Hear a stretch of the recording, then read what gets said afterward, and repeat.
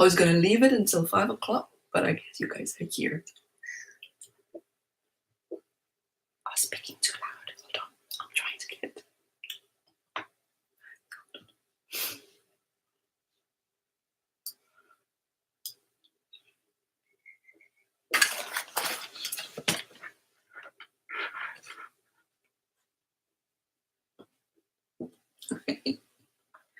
It's just...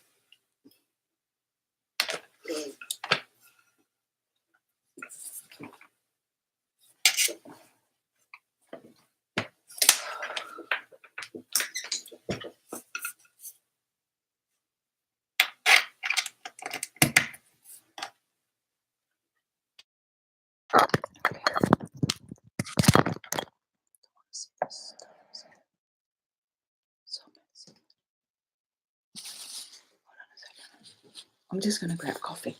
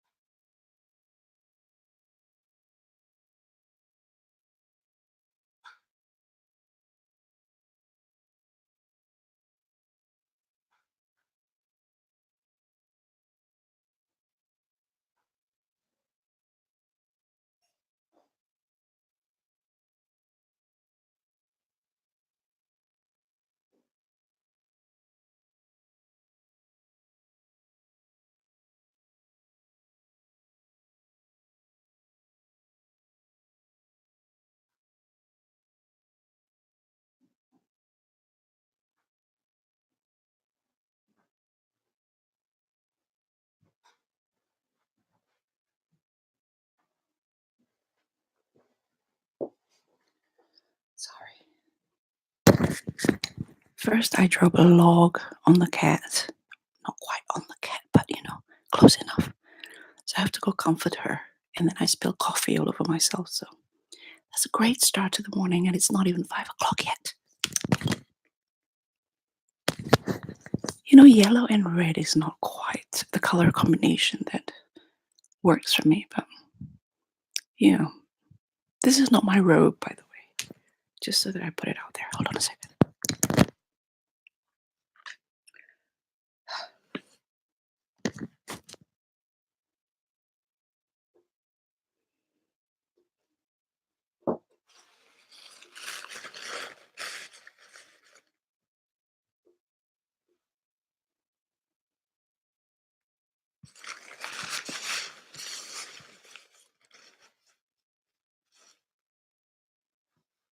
Don't want you to see the top of my head because, my God, my hair is thinning.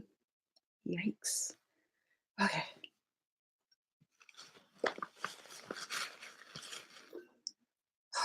Right, where are we? Hold on a second. Cold.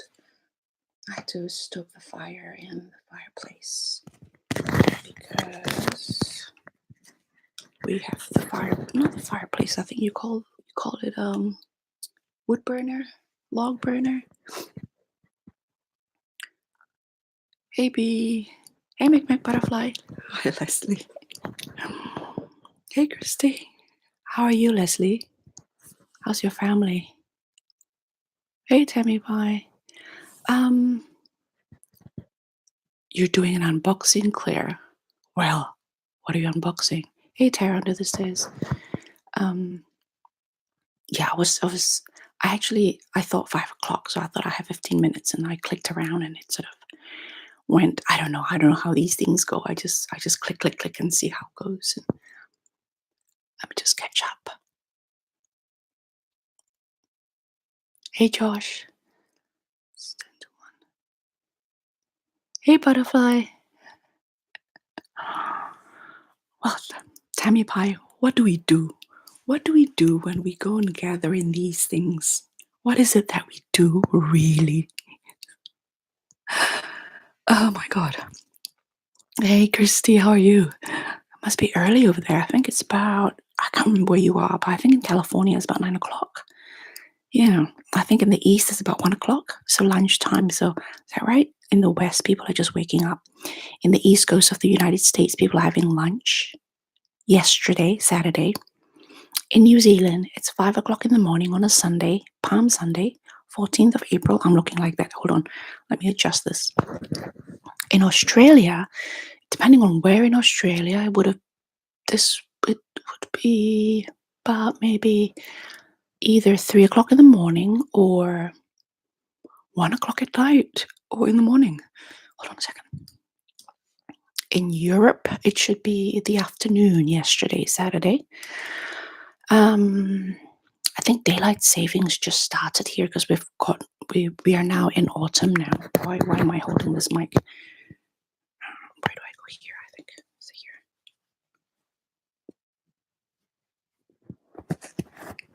Yeah. Hey Mina. So let me adjust this. It's quite uncomfortable for me, but it's just really messy over there. Like, I really don't want you guys to see that because it reminds me that I have failed miserably in trying to tidy up. And I've been saying this for 2 years now, so maybe that's a sign. Oh, taroki bakus. This is Scapini? Is this Scapini's deck, Claire?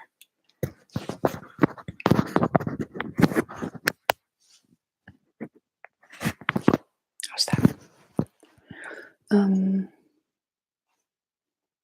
Oh, Ireland. Hello, Ireland.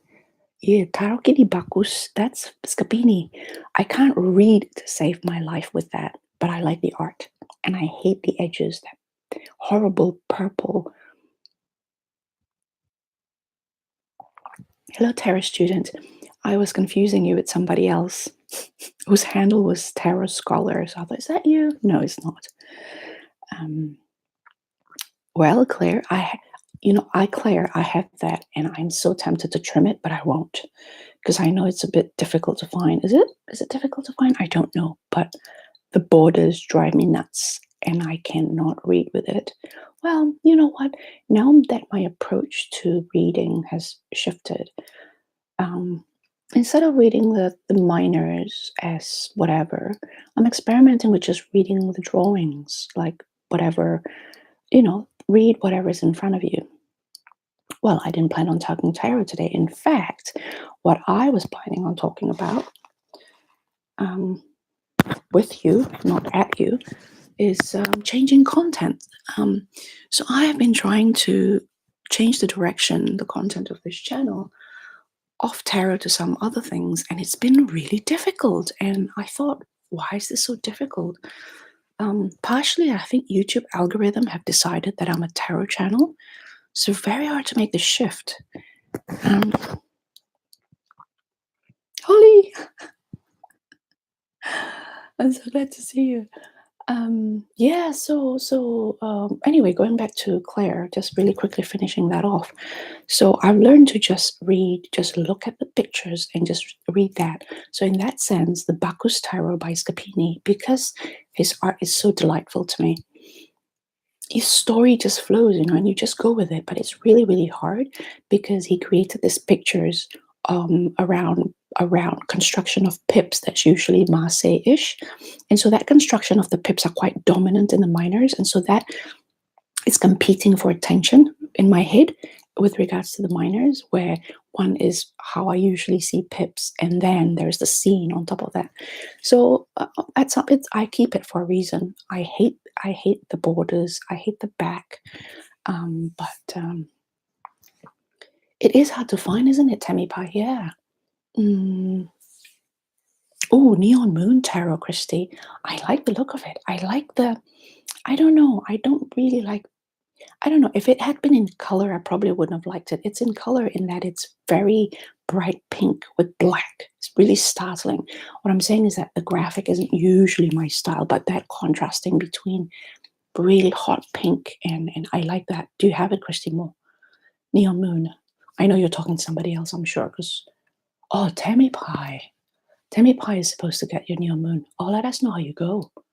I have that on my list, but it's not a priority. Um, Yeah, do you guys have any idea what's going on with changing it's really, really hard. So, for example, I've only now subscribed to very few tarot channels, right? So it means that mm, my connection, leaving comments and interaction with that kind of content have reduced significantly for my channel as far as the algorithm is concerned.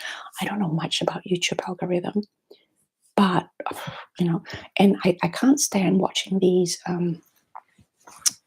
what do you call these experts, where they are really expert in algorithm, and they have clients that they're serving, um, with managing clients YouTube channels to make sure they get hits, subscribers, money, and all that promotion as part of a e-commerce package, right? So these guys get really technical and they give me a headache.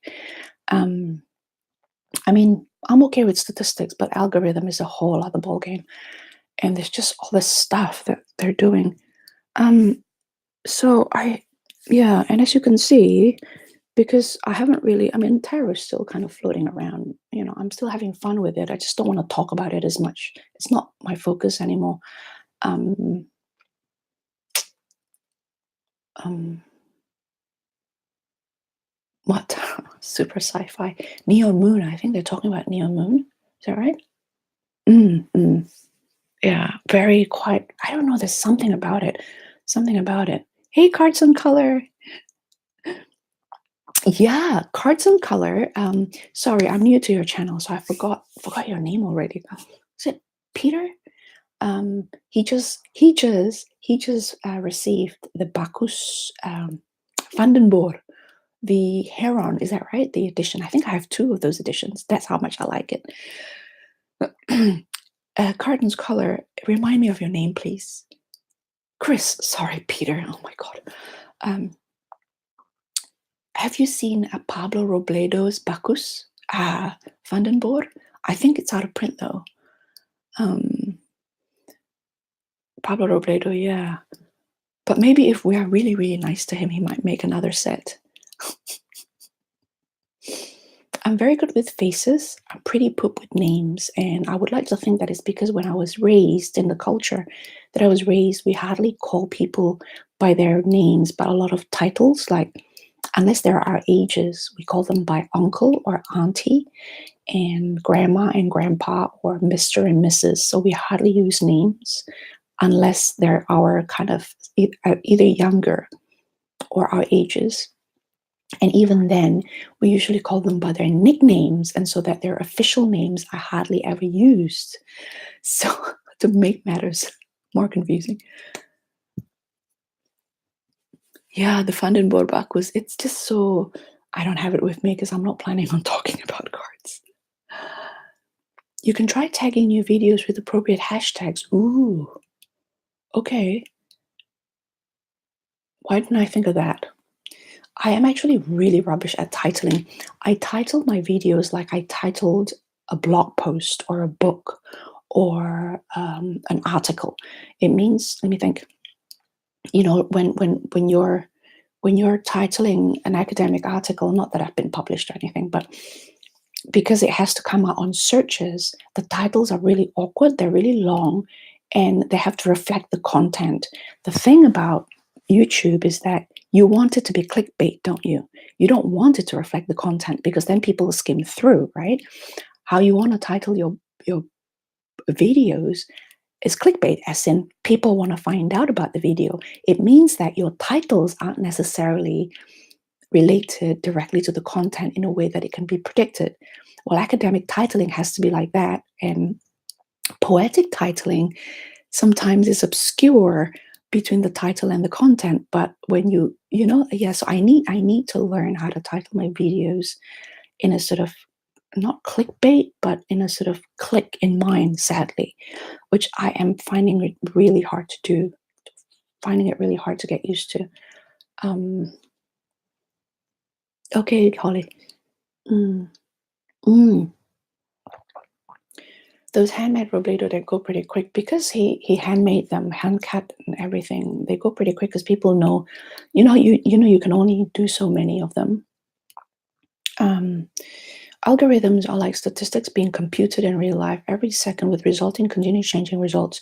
Sure, but the thing is, the statistics that I understand real life statistic, while this kind of statistic have this idea, this agenda in mind in the background. I mean, I don't think my other half is going to wake up this early, but just be informed. I may have to step in and out. And understanding, the thing is, you look at your analytics and it's only half of what you're looking at. So there's a whole other half of whatever these guys are doing that you're not quite privy to. That's what I found frustrating with these things, because YouTube is money making, right? And so everything, for example, there is a channel I actually found out through the Tiger's Abyss called Psych IRL, Psych in Real Life. And of course, the title of the channel intrigued me. But this young lady called Donna basically kind of talked about channel growth and how one channel grows a certain way, how one blogger do a certain way. I'm not interested in that part of YouTube. They're too young for me. What they're talking about is irrelevant to me. But it's interesting how there's this one case of a teenager, apparently, who's doing everything not quite on trend, right? Like there's a trend where you tend to see patterns, how a channel grew or became promoted, shall I say. Do I want to grow my channel? Not really. But in this context, the given is that people want to grow their channels. And God, yellow and red is terrible. But anyway, and apparently the theory is that YouTube want to promote younger audience, like McDonald's, like any business model. You don't want to target 50-year-old because that's a sunset market.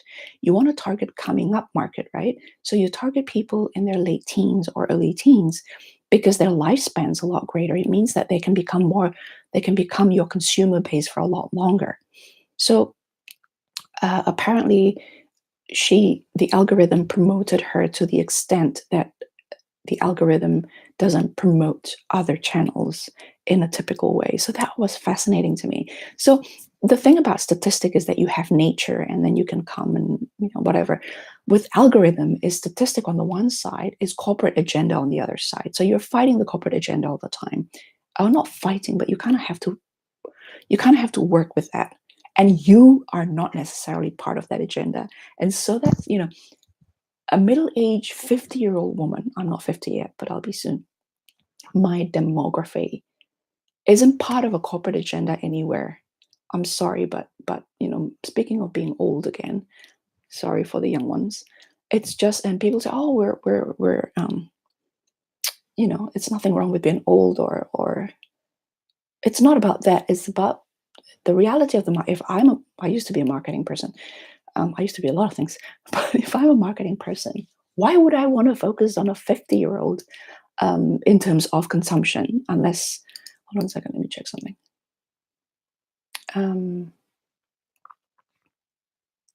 Oh, it's Chris. I'm going to stop ranting because I'll rant about that some other time in the sort of, I'm old, I can say whatever I want, rant. I'll do that. I'll do that next. Yeah, the older people have more money, Claire, but we're also closer to the graveyard. I'm sorry, we are, right? So if you target someone when they're 15, you have about 60 years with them. If you target someone who's 60, what's our life expectancy? 80, 90? It's just the reality of the market. Yes, we have, but we're a different kind of market. And I'm just saying that I'm not saying all corporate imperative. I'm saying maybe things like YouTube. 50-year-old women aren't their market base. Oh my God. My store demographic is older. Yeah, and then of course the reflection is maybe YouTube is not the right.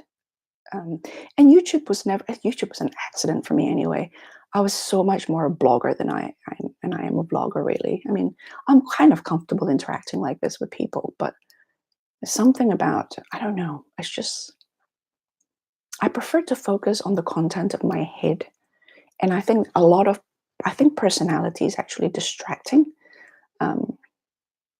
Yeah, I personally think personality is distracting from the content of the head. I would rather focus on the content of the head and exchange that. But no one read blogs anymore. No one wants to read anymore, including myself. I really need to get back to reading again. My God. Sorry, I am not, as a rule, unless you tag me, assume I don't see your comment. So tagging me with A and then the channel name will highlight you in orange. And once again, you're here and I'm here. So unless you tag me, assume I do not see your comment if you're addressing me. Yeah, exactly. I have more money and time to spend. Yes. The amount of time I spend on YouTube and on tarot. Yes, sure. But in terms of content creation, platforms, I bought my tomb a few years back. Oh, I want to get a Viking burial, but I think it's against the rules of health and safety. I think put your body in a boat, in a boat, set it alight, and send it off into the sunset. That's how I want to go. Or I would have a big party. This is assuming that I'm not going to be lying half dead before I die, and I'm able to plan this. Is to have a big party, pack up my bag, travel, say goodbye, travel somewhere, and just die quietly alone. That's what I want. Elron, young lady. Oh, thank you, Elron. Thank you. I know you're lying, but thank you for the sentiment. It's 5 o'clock, Elron. I've been having trouble sleeping lately. Yeah, my mind's been I don't know what's going on. But I've been waking up at 3:30, 4 o'clock, 5 o'clock. I was up about 3:30 today. And of course, I managed to drop a log onto the cat. Well, not really onto, but I dropped it and she was there and she was freaking out. So I had to comfort her. And we're the boomers. We are not, Darcy. I'm not a boomer. My mom is. I'm Generation X. Although that term is very American, I think, because this Generation Y, X, and all that is a phenomenon. Like, for example, the '60s phenomenon, the sort of women's lib, that kind of era bypassed the place I grew up with in Indonesia in the '60s. We just came out from the ravages of World War II. And so World War II in America looks very different from World War II in Southeast Asia. It was a pretty shit time. So in the '60s, instead of women's lib, when my mom and dad was growing up, it's more like the Depression era. It's very much like the '30s and '40s. So a lot of the stories that I heard from my mom and dad from that generation echoed very much the stories that I heard from my American friends, but a generation before. So their parents. Oh, thank you, Darcy. But I really have ran out of things to say with tarot, and I have a lot more to say. And you know, my hermit is climbing back out this year. I've talked about the hermit, and I have touching base with my hermit, another installment. Last time there's the devil and death, and then the next one I'm thinking about is this death and moon. So there's the hermit, this death, the moon, and the devil. And the devil is that gateway to, what is it? The Lord of the Gateway. The Lord of the Gateway of matter, right? Was it? I think, yeah. So that's the devil, the gateway to matter. And then there's the hermit climbing the Thoth. In the Thoth, the hermit's climbing out back from the underworld, joining, Persephone's going back and forth between the underworld and Demeter, goddess of harvest. What's her name? All these gods have two names, one Roman, one Greek, and I always confuse them. Hey, Chalk. What is the most powerful book in terms of content and knowledge that you've ever read in your lifetime besides the Bible? Hmm. Hmm. I can't name one.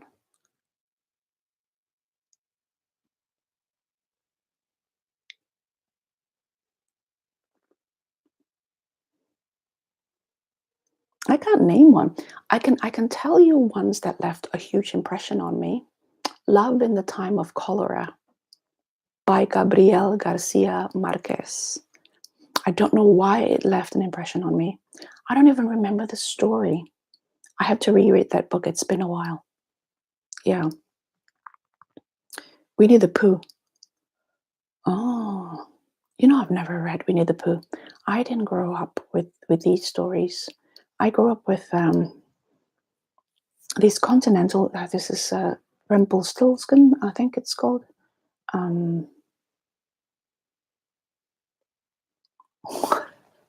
Why are you saying no, Elron? Darcy, Gabriel Garcia Marquez, Love in the Time of Cholera. Yeah, I don't know why it left such a huge impression on me. And when I read that, my English was kind of, and I plow through. I mean, that's, I think, my pattern of the way I process information had been that way. I just plunged through. And so this kind of live stream, like the last live stream that lasted for 4 hours, I do apologize about that. It's just me processing information. So I was asking about what is an empath, right? And so instead of Googling, which I did, but I never thought, let's tie up loose ends from last session, last chat. Instead of Googling empath psychology, I never thought of connecting the two. So that article by Psychology Today never popped up in my search because I didn't think the two are connected. And so when Zach from the Tiger's Abyss posted or linked, this article about psychology and the term empath, and I thought they're connected. So then I started Googling psychology empath, and the Psychology Today article popped up. So I thought that was interesting. The other thing I need to clarify is that 36 minutes on, is that I'm not questioning the validity of the experience of an empath. Let me be clear. Okay, I was questioning the process of identifying with that word that a lot of people seem to do. Like, I am an empath. A lot of people say that, and people just take that as truth. And I'm questioning our common understanding of the word empath and our identification with it. I'm not questioning the phenomenon. So I just want to clarify that. Um, Again, if you're addressing me, highlight it. Otherwise, I would not know who you're talking to. So in a lot of these chats, there's a lot of misunderstanding sometimes I spotted. People just talk to each other because we don't have visual cues. In a face-to-face interaction, you don't have to call each other by name all the time. You look at them and you know you're addressing that person. In text, we don't have the visual cues. We don't have the eyes and the body. So the only way for you to let the other person know to be included in the conversation, unfortunately, is to tag. So if you're talking to 2-3 different people, tag them all. Otherwise, they wouldn't know who you're talking to. Well, sometimes they do, sometimes they don't. And in cases where they don't, misunderstanding can often occur in a very awkward way.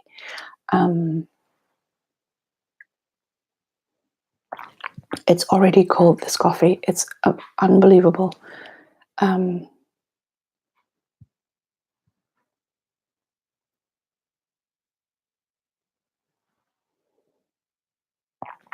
TLP. Yes, Tammy Pike, that's right. And the cosmic egg, of course, that sort of birth of the universe or something. The sperm, the egg, coming, birthing the underworld. So yeah, so I mean, the hermit is a real phenomenon in the culture that I grew up in. They're really magical beings that they transcend physical boundaries. They literally they straddle the material and the spiritual world, and they can go back in and out. And when I say spiritual, I meant magical, unnatural, not unnatural, but you know what I mean, supernatural, metaphysical stuff. Superpower, like they can't die, or their body remain young, or they're immune to sharp weaponry, that sort of thing, that kind of stuff. And I would like to, I suppose for me, I kind of take that inspiration and transform that into emotional, on an emotional level, this kind of, it's psychopoetic, really, more than anything, really. I mean, I believe in actual magical, physical magic. I just don't, as I mentioned many times, I am not prepared to engage with that world because the price to me is too high. Sin Spree wrote, "For the child you used to be." What's TLP? What's TLP? Oh, The Little Prince. Believe it or not, I haven't. I know it's a profound work of literature, and I have not read that one. Not that I ought to read all profound work of literature, but I expect myself to have read it, but I haven't. It's just reading has been really hard lately because I think social media has rewired my brain. I find it really hard to concentrate. What's WTP? What's WTP? Winnie the Pooh. Holly doesn't like Winnie the Pooh. Why don't you like Winnie the Pooh? I know the story behind it is really sad. The story of the author, or of Christopher Robin's relationship with the father. The author, who's apparently sort of rubbing shoulders with Arthur Conan Doyle and sort of all these sort of big writers in the early 1900s.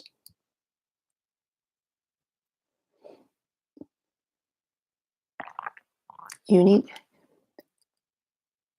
Yeti or sick thermos mug. Ooh, Googling right now. Yeah, this is pathetic. This is cold, like really cold. I mean, I can't drink hot beverage anyway because I keep scalding my mouth. So I have to, be careful. But as a result, it gets cold really quick, and I have to stoke the fire.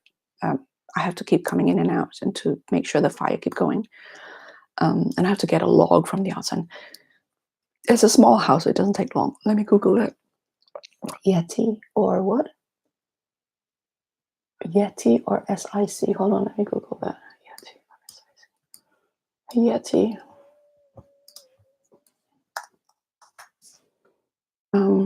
Mug, is it?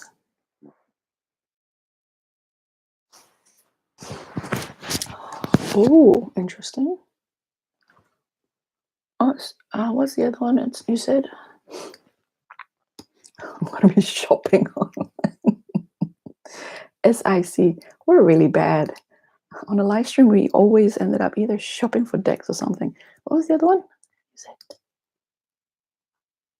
SIC, is it? SIC? S. Oh, seriously? Ice cold insulated drink water. I need something that looks attractive. And before you said I am materialistic or superficial, getting defensive. Somebody said that, like, I have no apologies about liking really lovely stuff. And they say you're a little bit, materialistic or superficial. And I said, excuse me, can you take a look at the definition of superficial and materialistic? I go deep, baby. I do not go superficial. But as a result, it means I need to balance it out with something trivial. Otherwise, I will suffocate. Well, that's interesting. See, the problem, I tried to buy something off Patrick. I think it was a mug of a Little Mad at Patrick's shop. And the shipping is a killer. So this looked like this is American, and it means, as the US, it means that the shipping alone is going to be more expensive than the mug, sadly. Ooh, this is nice. Ooh, this is nice. I like this one, as I see. Well, is there something special? Does it have like a something or other? Or? Pink glitter. I've got to see that. Well, I actually have my college. I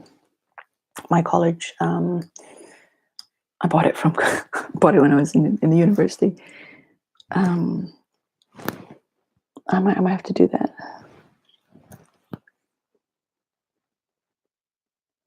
So it can call.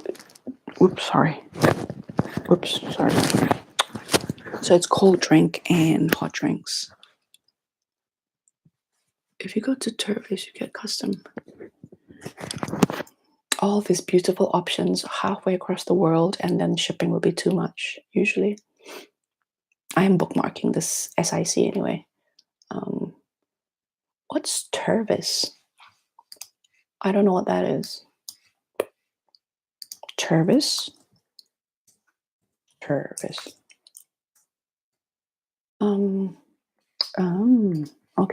Okay. So if I'm going to keep this stream up, I better get going, because people who rewatch can get really frustrated when you sort of just amble through. So I'll do that in my own. Ooh, Game of Thrones. Ooh, pretty. Mate. Oh, okay. I'm getting distracted. I should have.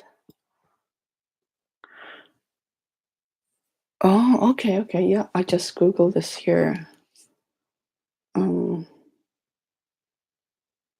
The Christian sales pitch. I'm gonna let you guys talk for a minute. I need to reheat this thing. Really do. We don't have a moderator here, so if any of you wanna, we don't have a moderator. Okay, so can I have a show of hand of anybody? Moderator means that you can just post links. That's all. I mean, there's the occasional troll, but I'm not a big enough channel to get trolls all the time. I'm not on chats like this anyway.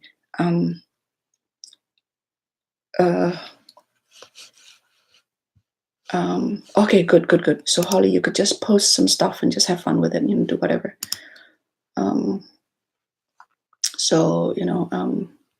Okay, cool. Is that on? Are you on? I don't see your name. Okay, are you on? Moderating? Yeah, you should now. Okay, so Holly can post links and there it is. Okay, cool. So I'm just going to.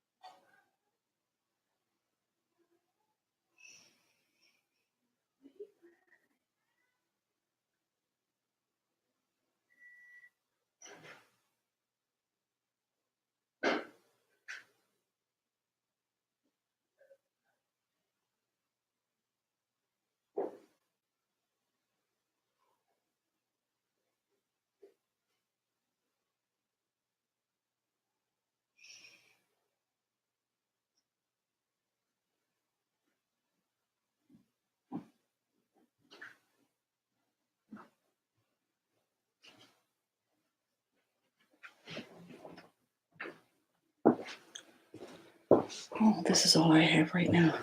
My old college Tumblr. Oh my god. What did you do? You know this blue moderating status? Don't you think sometimes people just see it like as a power thing? Because I've seen a lot of people with the blue wrench and they don't moderate at all. Anyway, what was the mood killer?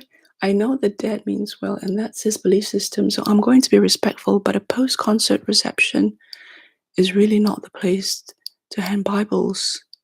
Oh, okay. Oh. You know, sometimes I would have this argument, well, not argument, but, you know, strong debates with my Christian friends tend to be a sensible sort. So I said to them, do you honestly think this tactic works?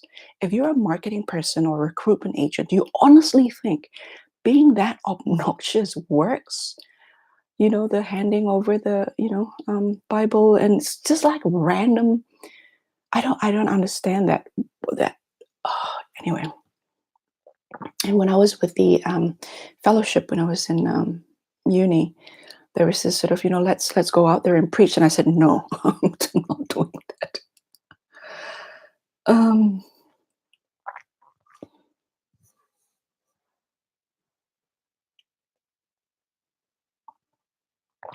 Of course, but the what was the saying? The road to what? Hell is paved with good intentions. Oh my God.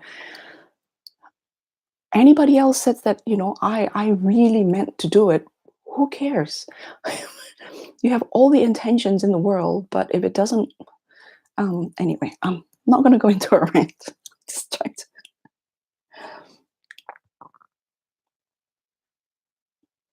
Oh, Christy, please, have you not seen this forehead? Half of my face is my forehead and my cheeks. Um, okay, so I thought I'm going to move this along. So, um, it's so interesting to see what you guys are talking about, though. So there's always this conflict between me wanting to talk about something and just wanting to follow what you guys are talking about. Um, okay, let me just quickly go through. I'm not going to be able, again, unless you tag me, assume I do not see it. Right, so I'm just going to scan through for the blues and the oranges, okay? No orange, I don't see. Okay, so so I was talking about in last stream, I was talking about empath and whether you're empathic, right? And then I did say that I'm not questioning the validity of the experience. I'm questioning the when I say question, I'm not saying that, oh, just because you say an empath doesn't mean you're an empath. No. I'm asking about how does one conclude accurately that one is an empath, and how does one accept that the other person is an empath when the person said they're an empath and we don't know what an empath is. Basically, that's what it is. And then, of course, empathy then feeds straight into the term sociopathy and psychopathy, which a lot of people always ask me, what's the difference? So I thought, let's talk about it. And then, for whatever reason, because I started thinking about my previous job and all that, for whatever reason, I thought about remorse, insight, and in a more spiritual, religious sense, what do you call repentance. Okay, I know that's a baggage, a bit of a loaded word here, but amuse me for a second. I haven't decided if I'm going to leave the stream up, and if I am going to leave the stream up, I do apologize. It's an hour in, but it's the nature of these things. I'll timestamp it or whatever. So I'm thinking about remorse and repentance. Bear with me with the word repentance. Okay, bye, Elron.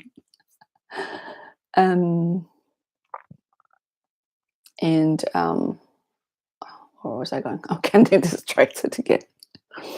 I miss New York. Every time I see Elron, I just keep thinking about Manhattan, and I thought, oh, so nice, so nice.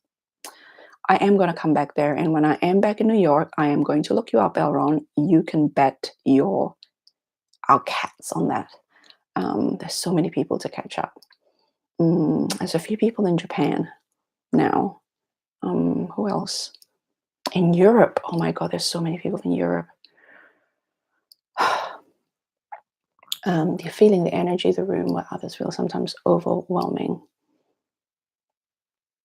Yeah, so the other thing is from the last stream was the person to person and person to non-person.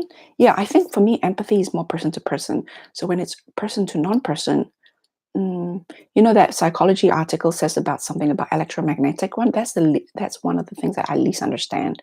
So I'm still kind of, that's all. I'll continue that some other time. But this thing is hopefully. See, Holly, my understanding of psychometry is psychometrics. I don't, and there's a lot of terms that became quite, in my head, I hate to use this word, okay? And because I'm an eclectic person, I don't like to use the word dilution because I think it's misleading, but it felt like the term's been diluted for me. I used to understand manifestation as the transition between tangible, non-tangible to tangible, and now it means something else. And I used to, like, psychometry is psychometrics. And so people say psychometry, I thought psychometry? Psychological measurements, they're called psychometrics. So,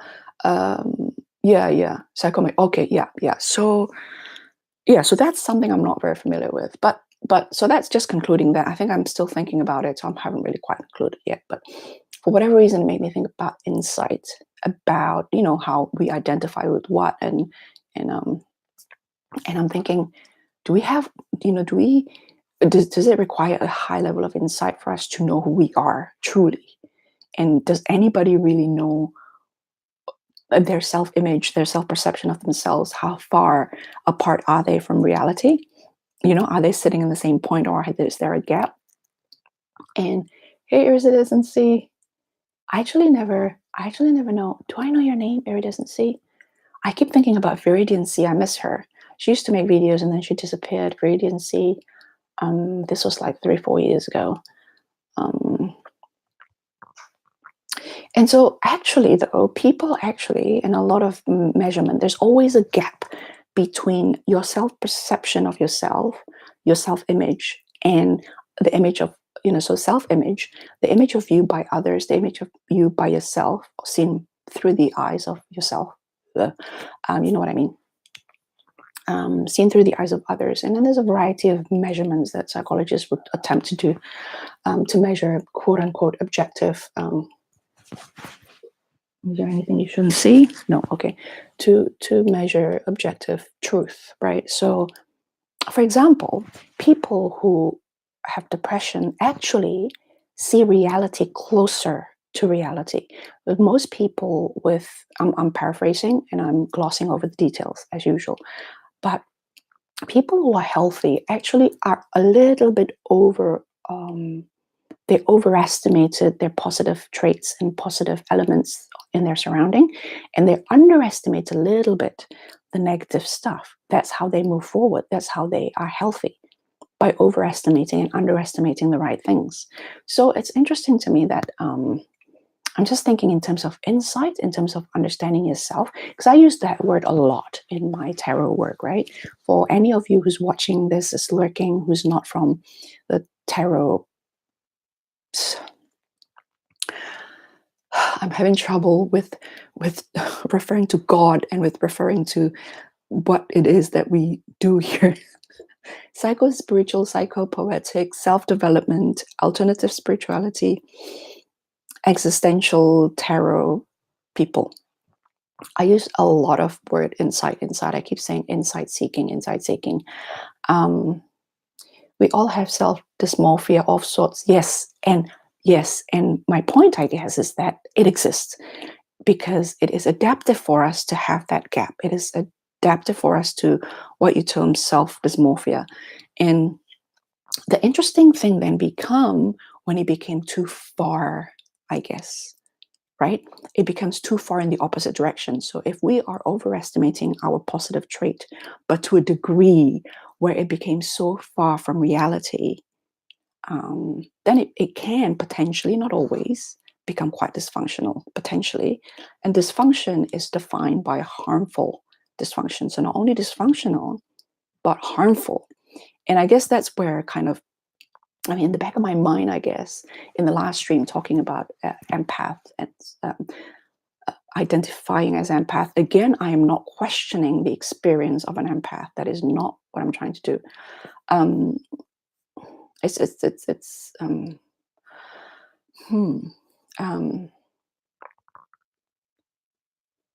hey Theo.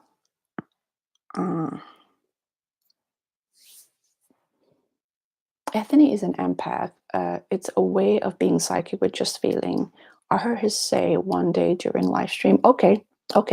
That's interesting. Yeah. It's just this word psychic is something else. I mean, we can only filter our experience through the foundation of our own experience, right? And so my foundation of experience is as such that when somebody says psychic, I kind of know what it means, but I need to know what it means. And obviously, I'm not here to teach you anything. I'm not here to impart wisdom, as if you haven't already noticed. I'm just kind of riffing, as I said in the description of this video, of this stream. I'm thinking out loud, just thinking together with you guys. I'm feeling pain in my shoulder and arm, and another person on the call picked up on that. She had been working out and was sore in the arm and shoulder. Okay. So see, that's a whole other thing. Yeah. Okay. So that's a whole other phenomenon. That's really quite now that I can understand if that's an empath. That's like, but isn't that a psychic? I mean, we've again for 4 hours we've discussed this already. So this is going to continue, but I want to tie that just to come back into the insight, I guess, because I'm thinking it really you have to have a certain degree of self-awareness, I guess. Is insight self-awareness? Is that the same thing? Um, oh, excuse me. No matter what, my stomach always rumbles. Yeah, my mom had that feeling, like, but the thing is, she's not an empath though.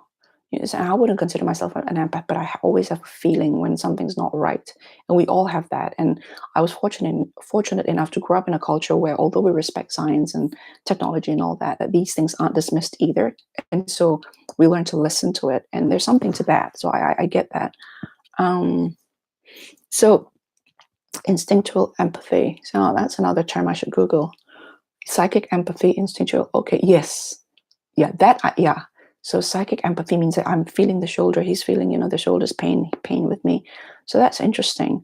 So see that is in knowing this and then being able to then come back to yourself and say, am I an empath? And have the insight to understand and to be self-aware that you are not reaching for the label because you wanted to be one, but you're not actually one. And so that degree of insight and self-awareness and insight, are they the same thing? I can't remember.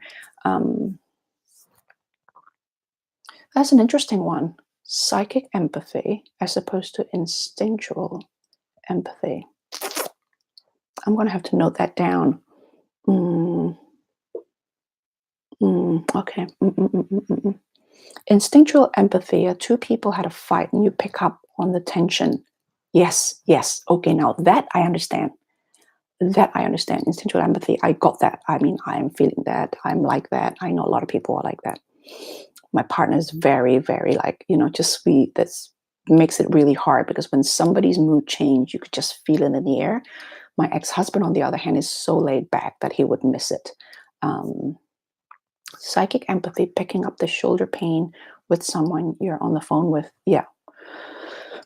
So psychic empathy is one that I think perhaps I'm least familiar with.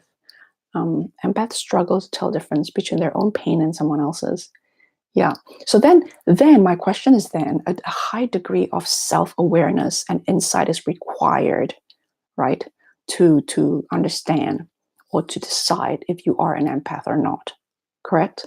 That you need to kind of be able to scan in and then in a way that how is it? Enough distance to observe yourself with yourself. Hold on a second. My mind is still churning as I'm talking. So it's just the idea of insight and how it ties in with all this. I don't, there's just, I'm feeling a connection there. The idea of being able to have self-awareness and insight and knowing that you are whatever or not whatever or whatever the other, whatever the label may be. And that's the work. What's the work? Iridescency, sorry. Let me just drink my, again already.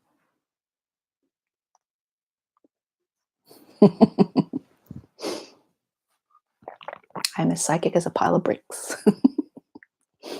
So self-awareness is one thing. And then let me just throw this out here. And again, if I don't see orange, I won't look. And when I look, I'll just scan through your messages. It means I'll stop talking. And see,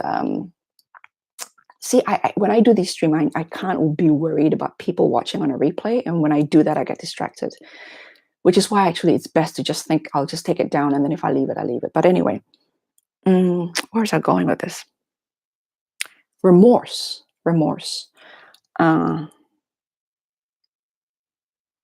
Can you tell the difference, though? It'd be interesting to explore how many people with depression, schizophrenia, fibromyalgia, etc., are actually psychic empaths. See, the problem with psychic empaths is that you can't measure or observe them. The problem with phenomenon is to somebody, I think it was Brad Deborah asked in the last stream, we're talking about this, and he said, how do you know that what you're feeling is what you're feeling? And so the science of psychology, or as some of my hard science friends would say, the science of psychology, we go as close as possible. We go as close as possible to be able to rationally and logically um, conclude that this phenomena that we're measuring has a 99% chance, with either degrees of errors here, then you can't be 100% close to the thing that we're trying to measure. So the thing, for example, your feelings, you have an EEG, your heart rate, your blood pressure up and down, and your brain wave. That is about as close as possible to the feeling. For example, knowing the fact that if you're upset or if you're excited, your blood pressure goes up, a certain part of the brain would be highlighted, and your heart rate would go up. Those are facts, those three, right? The brain lighting up in various areas, your heart rate, and your blood pressure. And a galvanized skin, what do you call it? There's a skin detector. So those are about as close. Now, is there going to be, like, this is the problem with psychopaths, right? If maybe not necessarily psychopath, is it possible that someone can completely divorce themselves? They can be very excited, but we can't pick it up in the brain. It's possible. But chances are, in the whole universe of human species, chances are you're at the tail end of the normal distribution. So most people are in the middle like this, and those guys who doesn't register emotions would have been at either the extreme this way or the extreme that way. So with psychic stuff, how do you measure? How do you say and calibrate that what they're saying is what they're saying, for example? So I'm sure parapsychologists would have studied this, and I'm not familiar with the area. Would it be parapsychologist? Would it be psychologist? I'm sure there's some psychologist somewhere trying to understand these things. You could potentially say, if you have an experience, psychic experience, you could potentially say, I am hurting on my shoulder because the other person on the other line is having a painful experience on the shoulder. Potentially, you could attach those things with the brain and the skin and blood pressure and the heart rate and observe. And if the thing goes up and down, the pain center in the brain lit up and all that, then you say, whoa, she's really feeling this pain. And so if there's an absence of external stimuli, then that can be taken into consideration and sort of discussed or whatever. But I don't mean to be tedious, but this is just how I understand the world. So I need to thinking out loud, and the way I think is very much shaped by how I have been taught to see the world through this particular area of interest, this particular area specifically. I think a lot of readers have been through traumatic injury, mental or physical, or traumatic upbringing. It turns on an instinctual way of dealing with people, a survival instinct. I suppose so. You can say the same about people in in a lot of healing professions. The ability to connect with people, the ability to sympathize, and in my previous field of work, a lot of rapport building, a lot of that. Like, for example, I don't feel scared when I deal with people who's been charged with murder and who's been charged with heinous crimes, because I actually feel really, really sad. My heart broke for them every time I see their faces. Where am I going with that? I don't know where I'm going with that.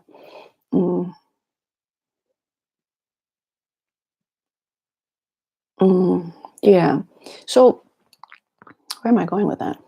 Well, I have a lot of grief. So, so, yeah, so this is a topic for another stream. Um, it would heighten awareness, either consciously or subconsciously, of body language. Yeah, yeah. And that people say that if you cross your, and before you know it, you find the other person crossing as well, or crossing your legs. That's another indication of rapport, right? Because suddenly you're identifying with that person. The other thing is, for some of you who are whose English is second language or speak more than one languages, my accent shifted depending on who I'm talking to.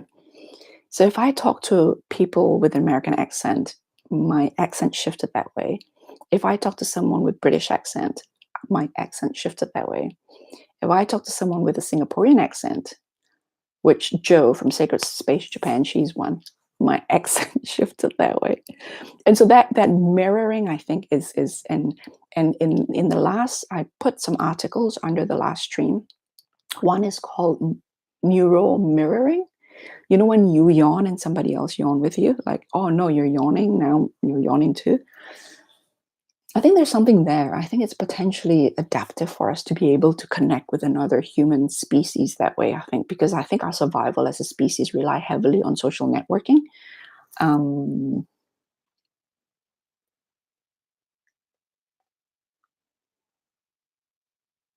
mm. Oh, she's yawning. I didn't yawn. I just said the word yawn. Mm. Mm. See, going back to empathy and remorse, right? In one of the things that you keep looking for is remorse, and of course, remorse could be faked. People can fake. Let me just turn the slide on. It's really dark. Oh, shoot. Sorry.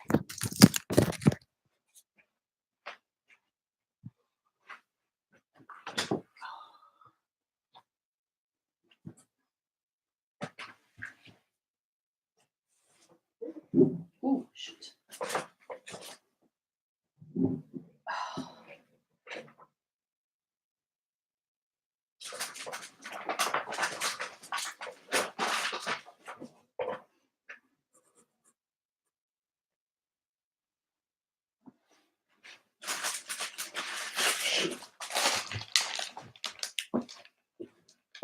Is that better?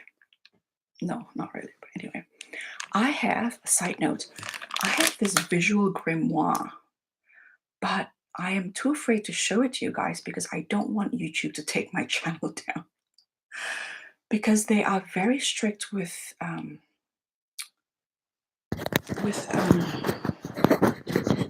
censorship. Censorship. Well, there's a lot of very explicit images here. Let me show you something.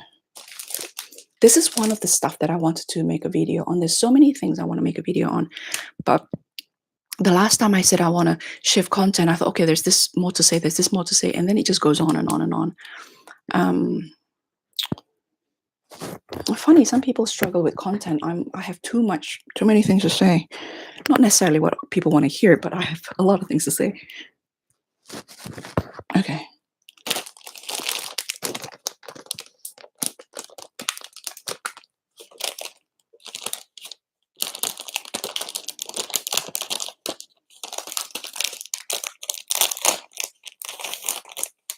I'm just catching up on your chat.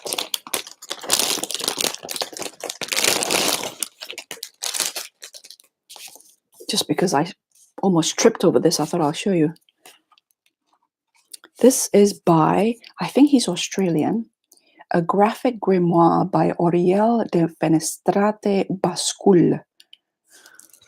I'm completely off topic, but never mind. It's that kind of a day.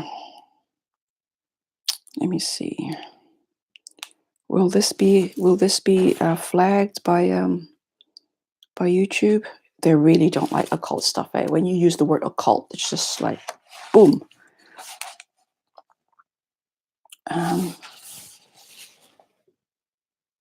Quite interesting, eh?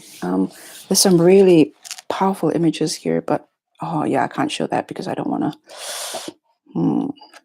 Damn it. But you can swear, right? You can say, fudge or whatever.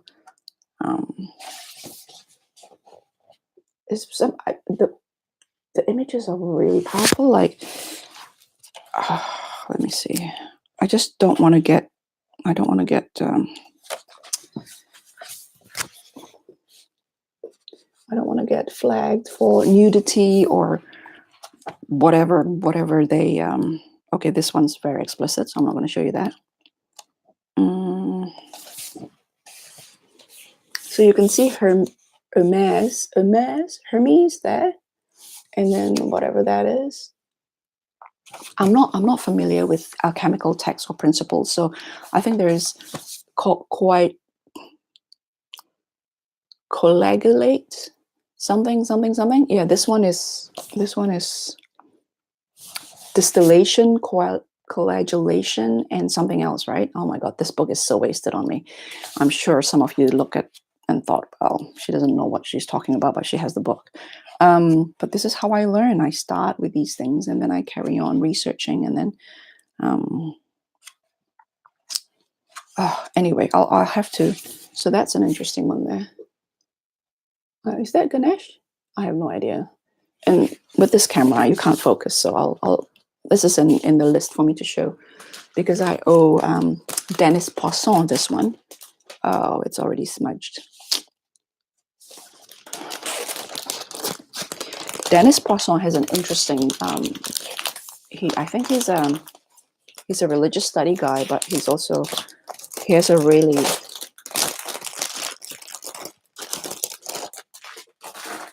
really great collection of occult books.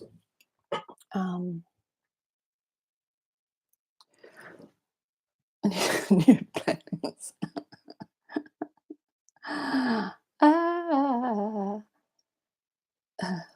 What was about that experience that caused you to be shook in your core? Okay, I'm going to have to miss a lot. Otherwise, the stream is going to be just me going. I'm going to drink my coffee. Chalk, ask. 0 out of 100. How much do you miss your youth? Early 20s in particular. I don't miss my early 20s. My early 20s was hard. My dad was really, really sick. I was trying to go to university as an older student. But what I miss is my late 20s and early 30s. Those were the years of adventure, of thinking that everything's possible. That's what I miss the most. It's not so much the youth itself, but it's this idea that I could change the world. You are an adult, enough to feel powerful, enough to feel you're able, but you're not old enough to realize that the world is a really fucked up place. And just because it's right, just because it's just, it doesn't mean it's going to win. And so before that realization and after the emerging from, Ladybird.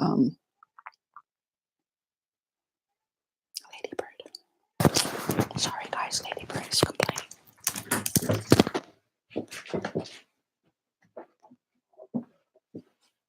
Are you coming in? Are you coming in? Mm-hmm. Come baby. Are you coming? Are you coming in? Are you coming in? Come in. I think she wants a nibble, and she needs me. She needs me to sit there when she nibbles. This is a cat thing? Holly, you're a pet person. Is this a cat thing? Hold on a second.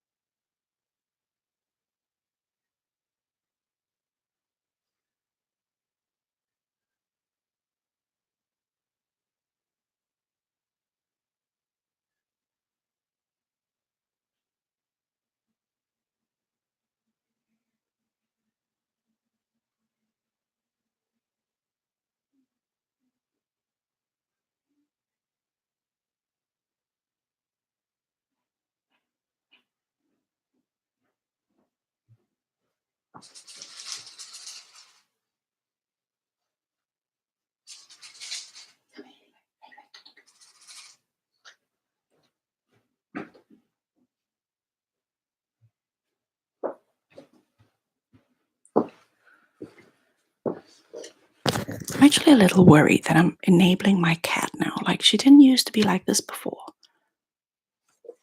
I don't remember her, needing me to sit next to her to nibble.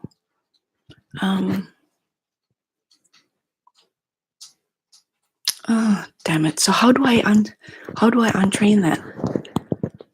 Hey, Mags. Yeah, well, because it wasn't like this before. This just happened recently. Like, she nibbles, she grays like me. And can you imagine having to be called out there every time she wants to nibble? That's like, if I'm not at home, what is she going to do? Not eat?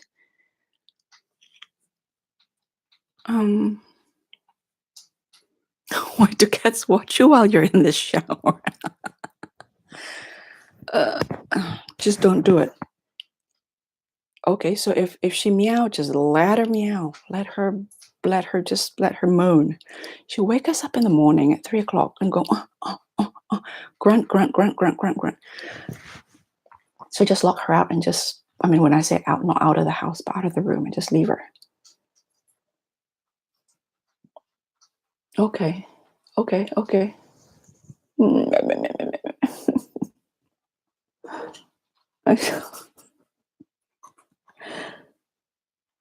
I just, I mean, I was beginning to think, okay, I'm enabling her. I was beginning to think I was enabling her when I started crouching there, stroking her as she eats, and I thought, what am I doing?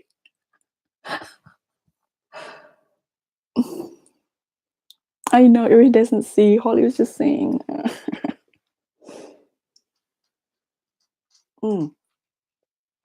Okay, yeah, Holly, no worries.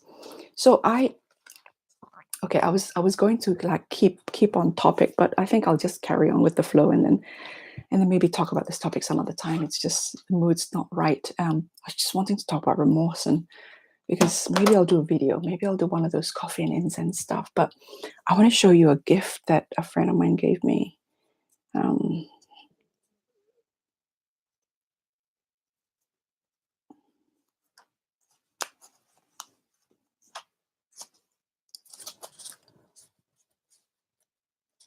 I know, I'm a cat mom. Okay, so she's finished nibbling now, so I want to close the door because I'm a little too nervous that I'm making a lot of noises, and it's pretty early in the morning on a Sunday, 6 o'clock.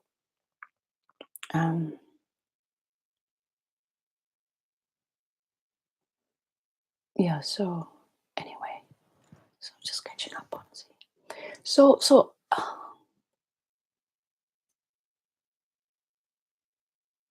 are you in India, Iconic? I'm going to sleep because 11:44 is going on in India. You're in India? Which part of India?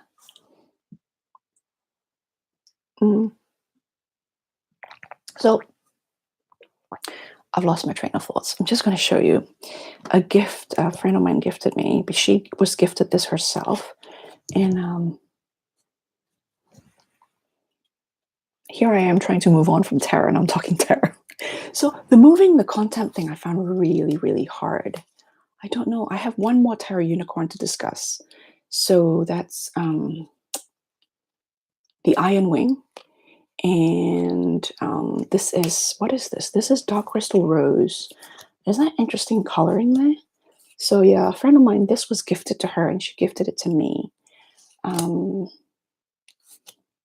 It's just, I don't know, it's not, that's, okay, that doesn't, the color doesn't quite translate, but anyway. So, what was I? I'm very scattered today. Yeah, so insight and remorse. And in terms of remorse, right? So in the past, remorse is one of the, like for empath and bye iconic club. So in terms of where was I going with this? Okay, so in terms of sociopathy and psychopathy, you have that empathy is the thing. So with regards to recurrence of crime, right? Recurrence of crime. Remorse. You always see remorse. No remorse, the report will say no remorse. That's a big flag. So everybody knows, even the clients know, that a show of remorse during assessment is a must, whether you're remorseful or not, whether you're truly remorseful or not. It's up to the psychologist to decide. And I find it quite intriguing because in the Christian tradition, the idea of repentance is very important to rebirth, right? To being born again, to be transformed. And so it got me, it just, something about that got me thinking, that's all. In terms of how people identify themselves as what. I'm not saying I'm questioning the phenomenon. I am questioning how the process of identification with a label and how that is attached to insight or self-knowledge, and how my work with tarot has been a lot about my own insight, about making sure that my own emotions, my own hurt, grief, ego, need to be somebody doesn't cloud who I truly am. Because if I'm not where I am, I can't improve. Do you know what I mean? Like, if I'm trying to improve myself and my baseline is off, I can't improve because your baseline is off, right? You think you're up here, actually you're down here. So you can't achieve this here because you think you're already up here. So that's my work with tarot. And how level of self-awareness and insight um, lead you to look back, reflect, and feel remorse or regret, or regret is something else. No, regret something else. Or in the sort of criminal justice system, a remorse. Remorse is not just criminal justice. I'm just sharing with you within that context because that's how I kind of came across its importance. Like, again and again, every report has a report about the level of remorse that the person exhibited based on whatever, and they tell tales all the time, these guys, and it's up to you to calibrate the tales, right, with various other stuff.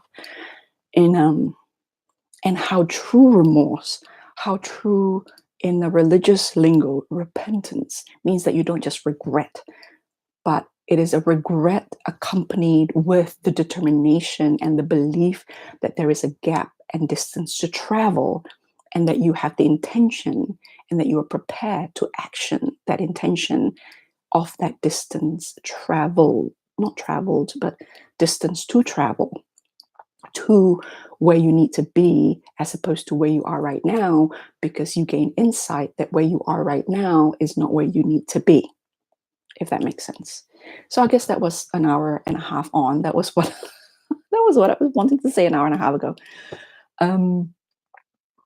And I don't know. I don't know why I'm thinking that. I don't know why I'm thinking that. Did I just shut down the conversation by that by that ramble?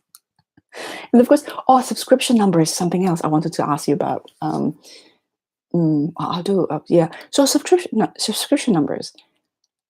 A lot of people make money. Okay, so my channel is monetized, right? But a lot of the clicks that make the 1 cent and 2 cents and 3 cents are actually from non-subscribers. So it means that in terms of money, subscription number doesn't really matter, does it? Does anybody know anything about this? Mm, I guess unless your channel is subscribed, monetized. Have I just lost the chat or what? Let me just check, because I think I'm freezing. I think I'm frozen. Hold on a second.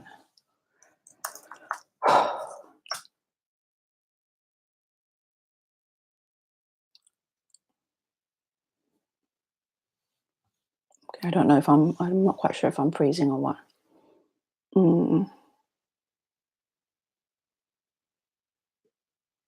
Yeah. So I also find, in terms of, I don't know whether this is related or not, I also find it quite interesting with,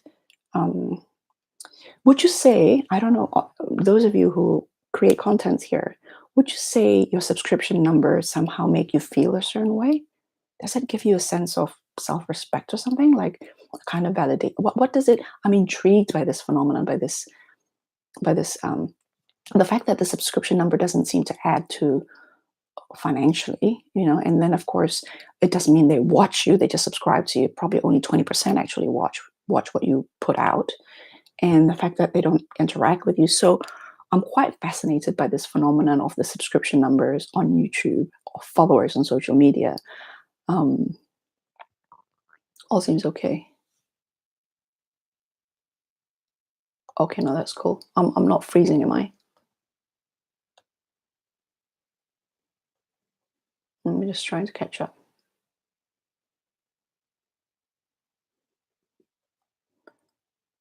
Okay, no, that's cool. Have I lost the room with my monologue? Just,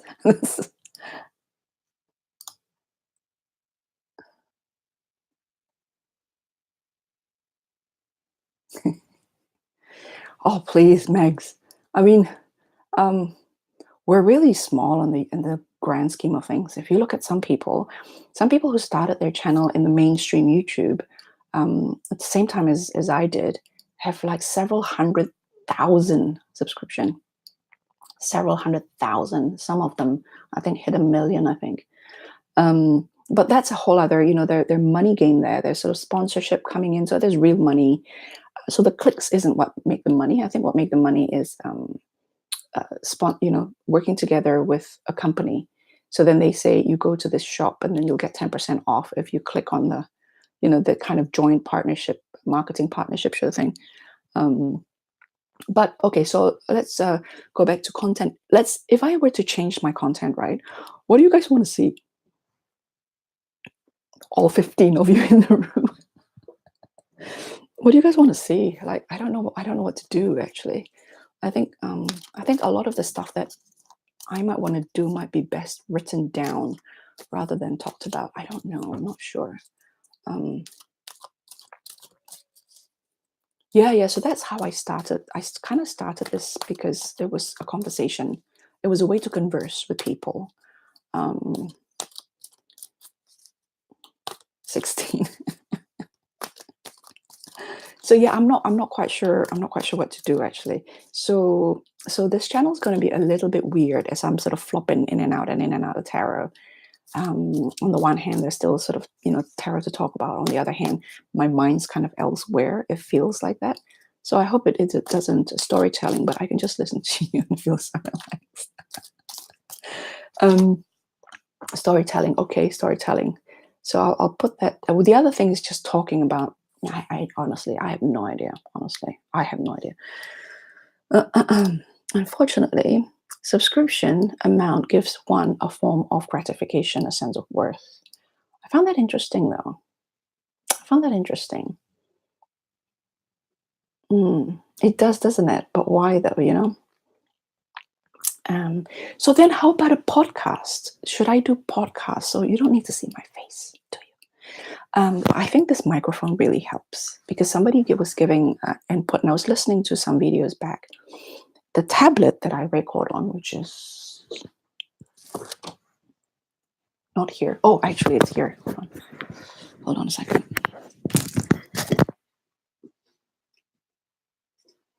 This is what I've been recording on. I hate this thing. The mic is really bad. So I haven't really tried this microphone with this yet, but I've tried this microphone that I showed you the last time that I purchased, and then it didn't work with this one.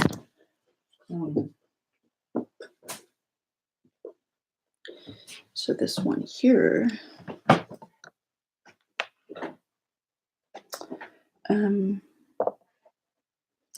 this actually worked much better. So I am thinking, oh, something else. I am going to be interviewing, hopefully, a tarot creator that I am a big fan of. My question is, do you want to see face-to-face? Or are you quite happy with audio? So Holly, I've been asking people, I am hoping to interview a tarot creator. I think the only tarot creator that I'm kind of fangirling after. Is that right? Yeah, I don't usually follow the creator. Let me think. I'm a fan of a few tarot creators, or I should say artists, as artists, but for some reason, I'm a big fan of this one. Anyway, I am hoping to interview her, but I'm waiting for a review copy. Once I posted the review of that copy, I will interview her. Do you want to see face to face? Are you quite happy with like a podcast style voice, couple of voices? Face to face, Gunhild? Okay. Video, yeah. I mean, this is a select. I'm kind of asking this on YouTube, so of course you want to see face to face. We're not on SoundCloud, right? So, yeah.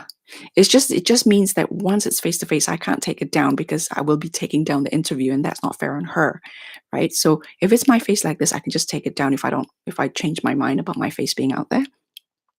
If hmm, is there a way to do face to face and then change the face to face to just audio and repost that?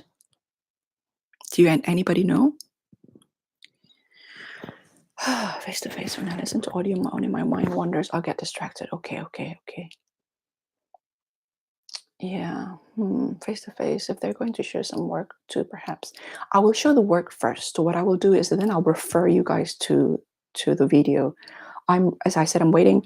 I hardly receive review copies. Okay, I only have 3 review copies, and I have to ask for them.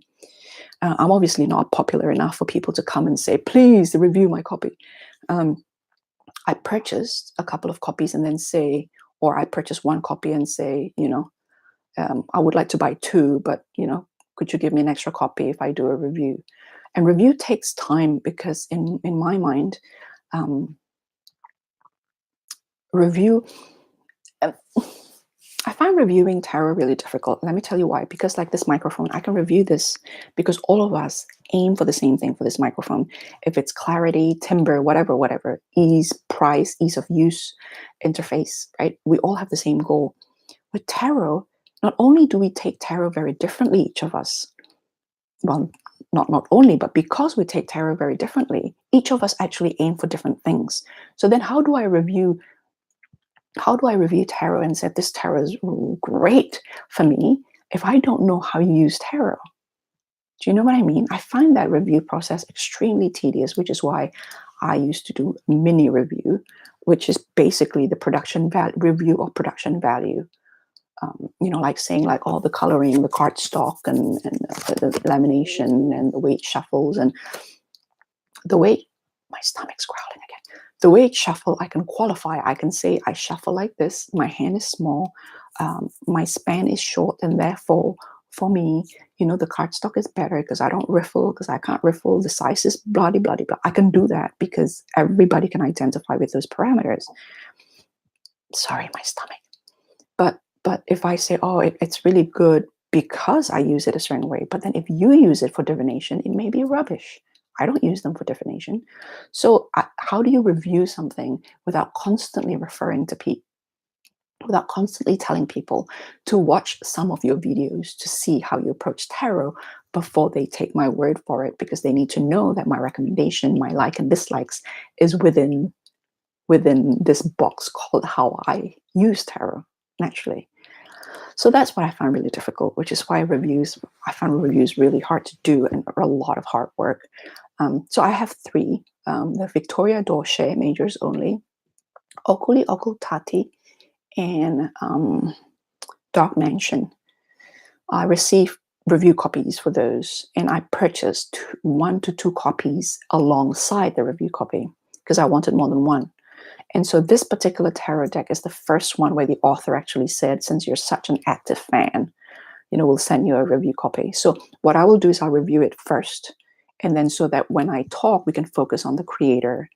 And then I can say, check out that video that I posted the other day if you want to take a look at the product. Yeah, but we're going to go with the flow anyway. You could download the video, then make a new version with audio only. Oh, is that right? Can you do that? Okay, that's good to know.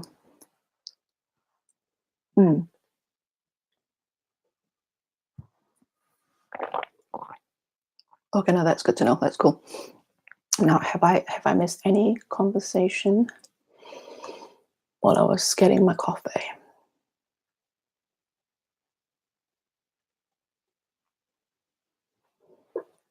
I've read that.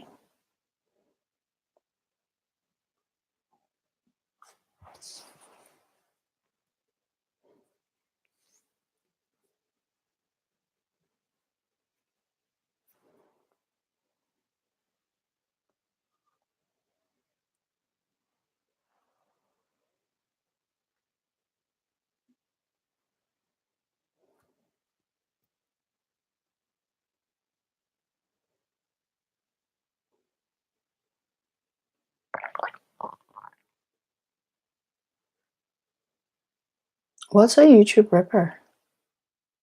Okay, YouTube Ripper. Let me Google that. Yeah, okay. In that case, if I can change my mind, then I'm a bit more. Hold on a second. I'm a bit more secure in that sense, where I know that I could just repost the video. And the other question: would you rather live or would you rather video recorded for the interview? Ah. Mm-hmm. Okay. Yeah, so that's the other thing. Should I do like a live stream or should I do pre-recorded? What do you think? You think live is best? Because sometimes with live it's a whole, so if it's live, it means I'll need a moderator to take care of the chat box, because then I can't, otherwise I'll get distracted. I get really easily distracted. You think live is best? Because I feel really quite a bit nervous about getting distracted and getting off track. So I want to keep it under an hour. An hour or shorter? Half an hour? No, that's too short. You think? I don't know. I'm a bit nervous. If it's not her, I wouldn't have bothered really. I'm just quite I'm quite a fan of hers. So yeah, live rather than pre-recorded. So you can sort of throw questions and whatnot. Yeah, I'll do that. So that's what else am I coming up? I think that's about it really. The grimoire, the unicorn I have to finish. One more review with this one. What else is tarot? Oh, there's a question from a viewer. I hope I feel really bad. There's a question during Q&A. There's one question I didn't manage to answer, and I felt like I owe her. What's her name? I think it's a her anyway. I could be wrong. I think she's French.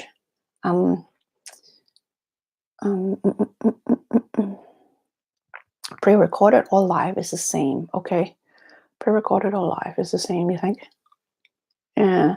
The only difference is that if it's live, you can throw in questions during real time, right? So if it's not live, the question will be just from me and not from the audience.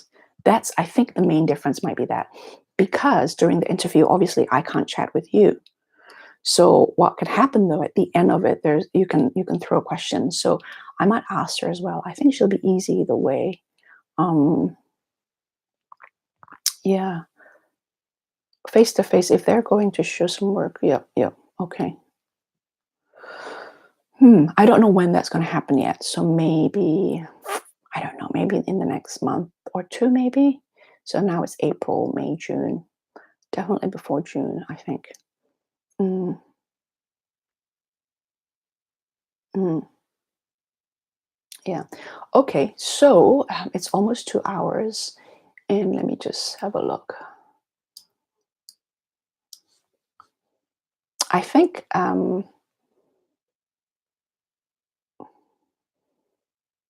have a, I have a lot of things swimming in my head at the moment. And I think when I'm still processing, it's really hard to talk about it. But there's just a billion things running around in my head. So I may have to write it down. As I said, I haven't. My brain is still churning. So when I do write it down, I'll post it on a blog. My blog post is at the top of my channel banner. So in the past, my blog used to be called Inhaling the Moon, and then I changed it to Tarot Closet while it was laying dormant. I don't post at all. I've started reposting blogs again, and I've completely changed the domain name, because Inhaling the Moon was just so not right from the very beginning. It just felt a little bit contrived. It's called Flowers and Ashes now. So yeah. So I'll post there. Right. Any concluding remarks from I think I've ran out of things to say. And I am missing a lot of conversation, so I do apologize. As I said, unless you tag me, I don't see it. So guys, I think this conversation seemed to have ran its course. I really wanted to talk about, I think, growing old and all that, and that's not quite for today. It's just in my mind, it's this remorse and I might revisit it in another stream, because I feel like my brain at the moment isn't as crystallized as the other thoughts that I have about empathy, because that thought has been sitting with me for a really long time.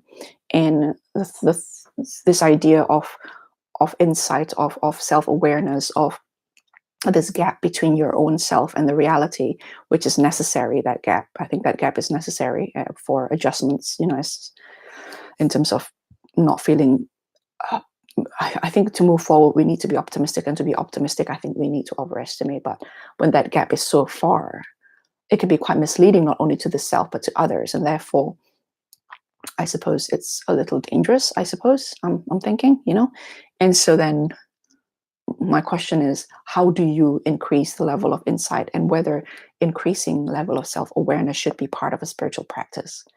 Like, if your spirituality isn't about increasing self-awareness, then what is it about? If what is your spiritual practice about? Like, you practice all this stuff, and then what? And so meditation, whatever, praying, whatever, God, whatever, what, to get things, to get what you want, like what, like constructing your own genie in a bottle to do your bidding, like what um I mean, for me, yeah, do you know what I mean? Like, and if you have increased self-awareness, and then you have realized the gap, the distance that you need to travel from here to here, and the ability to scan within yourself where you are at, instead of where you think you be, or where you want to be, I still can ask the question, and then what, and then what, and then what? um, it's all about self-awareness to find peace. Is it though? See, that's for me, to find peace, isn't it ultimately, do you not have to go away above and beyond yourself, though? Isn't that, I mean, is spirituality just a tool to make yourself feel happy in the end of the day? If Anyway, I'm sure it's part of it, but for me at the moment, it's not enough. I think this is where I'm at right now. I have found peace finally after the grief period, and that's done. And it's emotional work, not so much spiritual. I actually need peace to be able to be spiritual, because without it, a whole other topic there. But and then what, So there's a whole tie here. I know it's tenuous. The string's tenuous. My brain is all over the place. But there's a whole connection here between this talking about empathy, and then are you an empath? Knowing whether you're an empath or not. Do you have empathy? Do you feel for other people? And are you really who you think you are? And if not, what are you going to do about it? And once you do something about it, and you go where you need to be, then how does that tie back in with feeling for other people? If you feel for other people, do you not then need to extend yourself beyond yourself? Because that is the natural reaction for people who feel for other people, is to extend well-being beyond the self. Once you've found this well-being within yourself, then that you could see where this is all going, right? It's kind of all, there's a book there for sure. To find truth, I'm going to ask this tedious question: what is truth? But it's about finding peace in the world with awfulness. Yeah, for me, it's not enough. Like, it's not enough. And ultimately, maybe this is the Christian element coming into the fore. I don't know, or at least the Christianity that I've been fortunate enough to encounter during my university years through these friends of mine. Yeah, so that's maybe a new question for the next stream, because it's almost 2 hours. Because it's like, what is the point? We talk a lot about being spiritual. What the hell is being spiritual? That's the next stream maybe. What is being spiritual? People talk about being spiritual all the time, and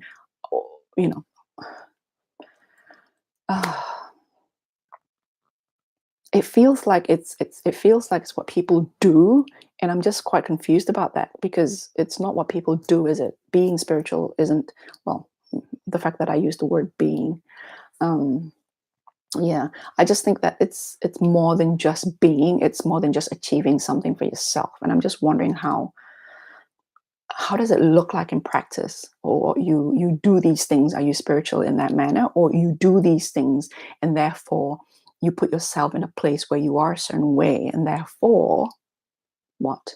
Like, yeah, it's a lifestyle, but to what purpose? I know. So it's a walk of life, right? But to what purpose? To self empower, to be okay with yourself. Oh, my stomach. I'm so sorry. Um, yeah, I think that's a question. This is still pretty new in the head, so I'm haven't really quite sit with it.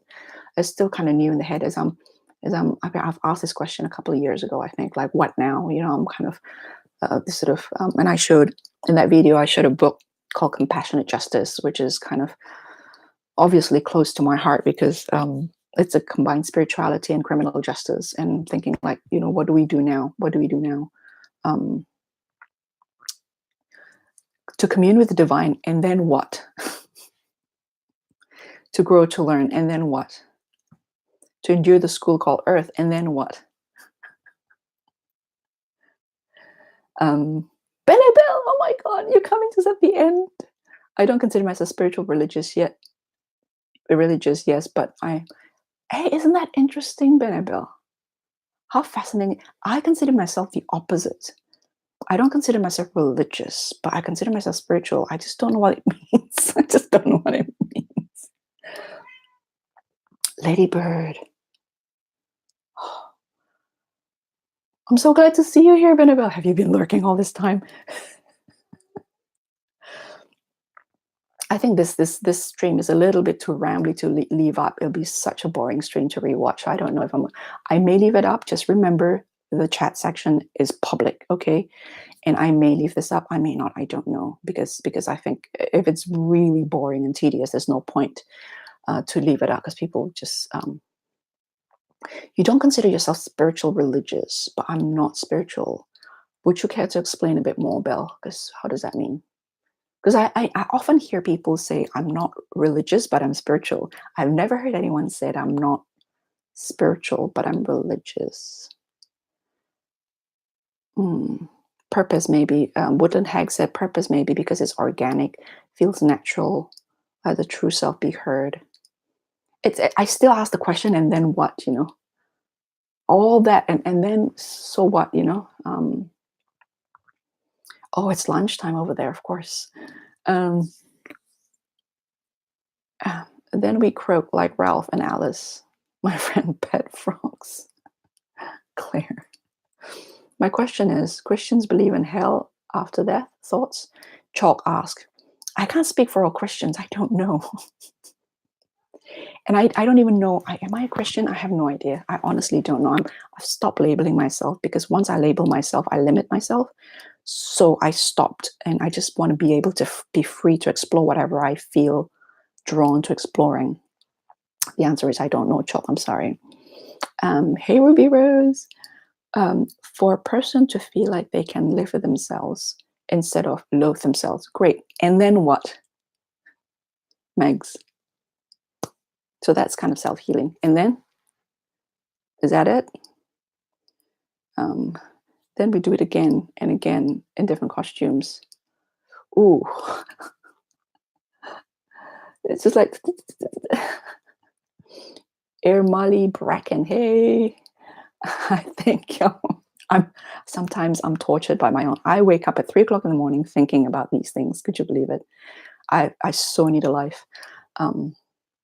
I need to write this bloody thing down. That's what I need to do. I just haven't been able to concentrate to write everything down. Abhishek Kumar. Hello, Abhishek Kumar. I'm quite happy on the mundane materialist plane. Bennabelle. I I need to buy your astrology course, Bill. I'm in the middle of an astrology course right now, and I'm trying to combine a few different things and do a bit of a self-study. But if I may ask, if it's not too personal, Bill, I'm curious. You should be able to tell me better. Sun, rising, moon, is that right? Are those the 3 main things? What's yours, Bill?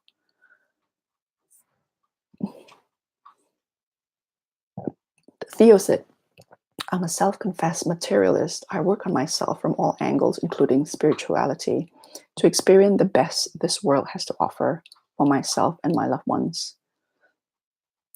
Materialist, I work on myself from angles, including spirituality. Okay. I think I know what materialist mean. I may have to investigate that term, because it may mean something very specific that I'm not very familiar with, because I've encountered this term before. Okay, boss Bell. Okay, Benabel said, I'm quite happy on the mundane materialist plane, but I'm religious because I venerate divinity with specific names and practice ceremonial rituals. Ah, I see what you mean. That's interesting though, Belle. That's interesting. I've always heard, and people always say I'm not religious, but I'm spiritual. And you know what, Belle? Interestingly, Benabel, I think my ancestors up to my grandparents from my mother's side, next year, hopefully, guys, if you pray, if you do cast intention spells or whatever, hopefully I have enough resources with me next year to go to Indonesia for Chinese Indonesian graveyard ritual. One is we call Cheng Beng, which is the graveyard cleaning thing. The other one is Chinese New Year. We usually go to. You've seen some photos on my Instagram. And Benabel, I can say that's now I'm remembering now. That is how I see my family on that side. My mom's generation have converted to Catholicism, but they're still adopting these rituals, and that is how I see it. Everything's had to be done. The dishes on the graveyard had to, I think it was 12 kind of dishes. Is it 9? 12? I can't remember. That's why you see little bowls, 12. And you see a different kind of food, Indonesian food. It has just to be different. It's not even Chinese food anymore, because we're Peranakan people. So the food are Indonesian and Western, like a big chocolate cake, rice wine, tea, a variety of Indonesian dishes and cakes, and Chinese cakes, Peranakan cakes. But you're right, Belle. They do that, but they don't, you know what I mean? Like exactly like what you said. So that you actually remind me of my mother's side of the family. When you say venerate divinity with specific names and practice ceremony. So the ceremonial rituals, just that the divinity has been shifted now. Instead of Kuan Yin, it's now Mother Mary. They're heavily Catholic, these family of mine. And they venerate Mary like they venerate Kuan Yin. They have statues, crucifixes on the wall. They have prayer room with altars and candle and Mother Mary. And fresh flowers. I mean, there's no food and incense, but candles for sure, and flowers. Abhishek Kumar, I think you need to leave now. Sorry, guys. I'd have to. Sorry, Abhishek. Bye. How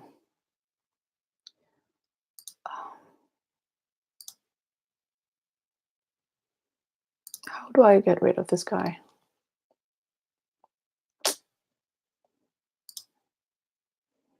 Yeah, we don't. I mean,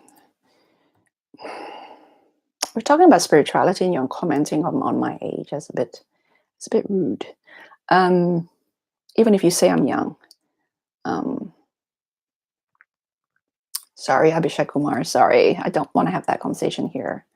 It's the wrong room for it.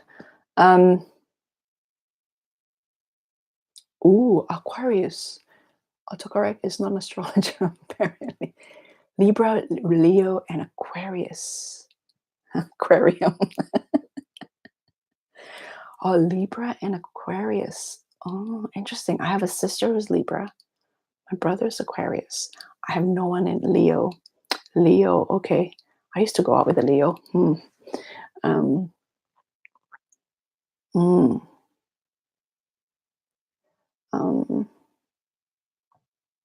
Bye, Max. Max going. Bye-bye.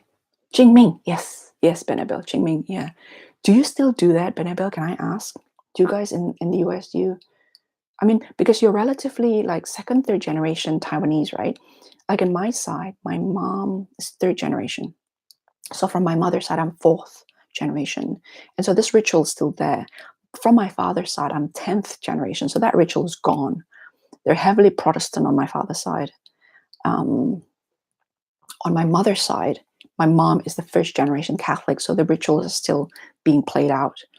I'm always very curious because I think even in China, this ritual doesn't exist anymore. So a lot of Chinese diaspora, when they migrate out of China hundreds of years ago, they bring all this ritual that became that is preserved outside of China in a way that is depleted in China. And so a lot in Penang in Malaysia, if you want to see all sorts of rituals in Penang, it doesn't exist in China anymore. Penang in Malaysia, amazing Chinese rituals. And the Peranakan people like myself, in Indonesia in particular, I think we take a different sort of, there's different varieties.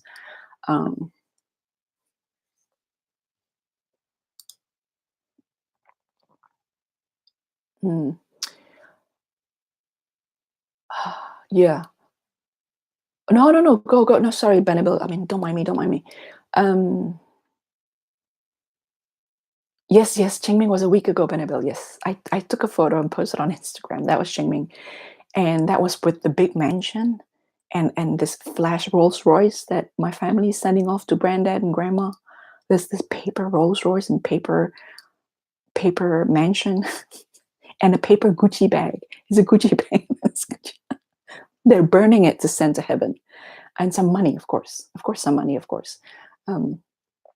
Yes, it was. So I'm just curious whether you guys do that in the States, like the Chinese diaspora. I mean, I'm not saying you can speak for the whole of Chinese diaspora in the Western side of the US of A, but I'm just curious, especially when you're still practicing the religion in a way that my family really technically is not anymore because they're all Catholic.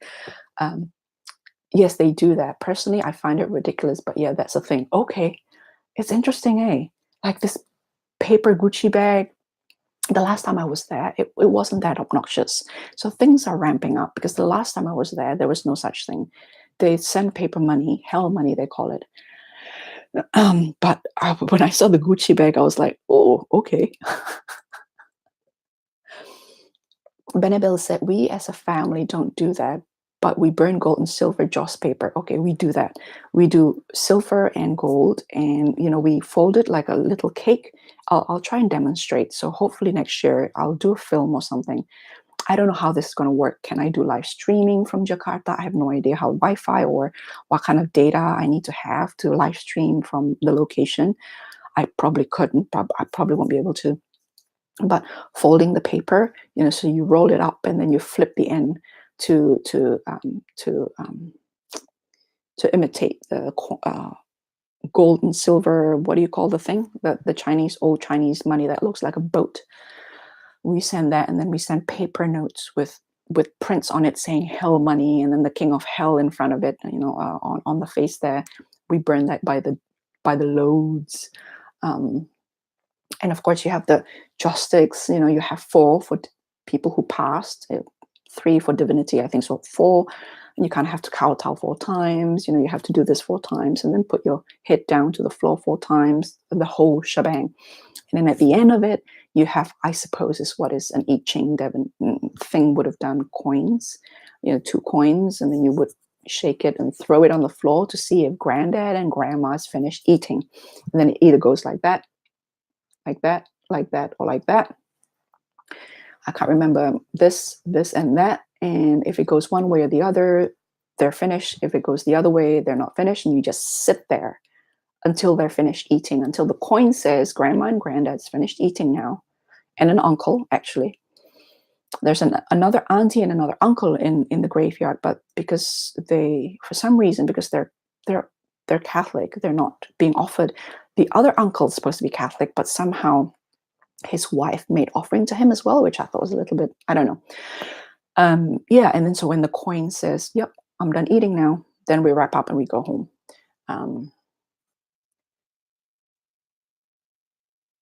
Well, sorry, Chalk, what are you talking about? Earlier in the stream, you said you don't miss your 20s because you've been awakened to, quote, how fucked up this world is, unquote. If I donate, can you... Jock, I can't make the commitment. If I donate, can you email me a detailed explanation? Um, oh, chalk. It's a book, and that book, it has yet to be written. I thank you for your offer, $40. That's very generous of you. That could buy me a deck or a book, a really good book. But why don't you keep, and people like you will motivate me to put something down on paper. And when it's ready, I'll let you know, and you can contribute then. How's that? My mind is just is in I need to subscribe to the university database, because I need, I need, and that's like, I don't know, like 360 a year or something for alumni. So I need to investigate that. And until then, I can't really do my research. It's really hard. So I need to do that. I need to subscribe to the university database for a variety of things. Ingots, that's right, Benadryl, thank you.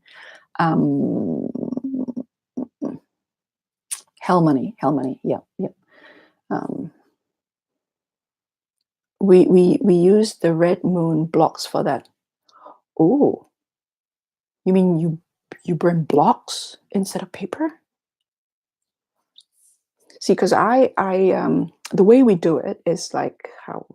Oh, this will be so fun, Benabel. We need to do a joint thing. Well, I'll sort it out next year. I'll sort it out. For example, this is how we do it. So we turn it like this, and then like this, right? And then like this, in here like this, whoops, and then in here like this, whoop, like that. This paper is not very good. That paper that we usually use is quite malleable. And then we flip it at the end like this, and at the end like this. And then you burn it, boom, into the fire pit.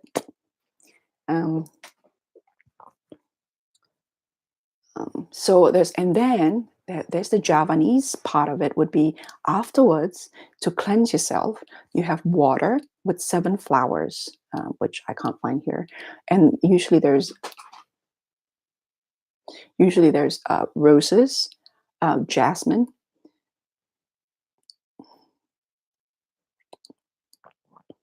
bunga kananga. I don't know what it is, and I don't know what to call it in English, but there's always that one. And there's 7 flowers anyway. So it's mixed together, and that 7 flowers is poured into water. And then you use that water to wash your hand, your face, and your feet. And that's how you cleanse yourself.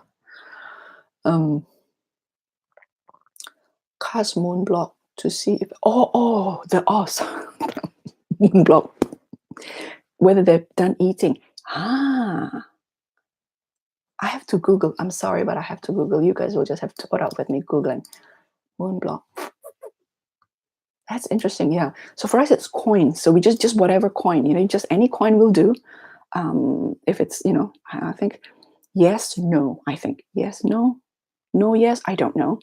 And then the other one, for some reason, is laughing.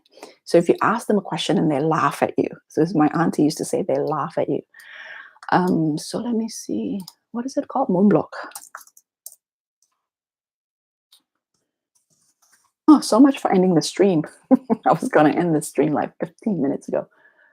Oh, Benabel, I'm looking at it right now. And there's your video. That's your video. Oh, fascinating. I have never seen it. Yep. That's interesting. See, I'll be very interested to see if you don't mind me asking, what dialect group would you belong to? People in Taiwan would. This may have something to do with it. My dialect group, my ancestors' dialect group, is Hokkien. So I think they came out of Fujian. Fujian? Yeah, I don't know how to pronounce. Yes, no, and laughing. Yeah, okay. You're Hokkien too. Hey. Yes. Okay, so we're the same. Our ancestors. Oh my God. You're Hokkien as well. Oh wow. Do you still speak the dialect? because I completely lost my parents, lost my grandparents from my mother's side, the last one to be able to speak Chinese. My father's side spoke Dutch. Mm. Oh, but in Taiwan it's called Minnan. Okay, the Moon block or the Hokkien, the dialect group. Oh wow, you're Hokkien too. I just don't. I don't know why. I because Taiwan I'm not familiar with. I have cousins in Taiwan. I only know how to swear in Hokkien. Okay, Minnan Hua. Okay, yeah, I know. My cousins in Taiwan speak beautiful Mandarin, and they always make fun of how Singaporeans speak Mandarin. In a way that German people sometimes make fun of how Swiss German speaks German. A lot of people know how to swear in Hokkien, Bennerville.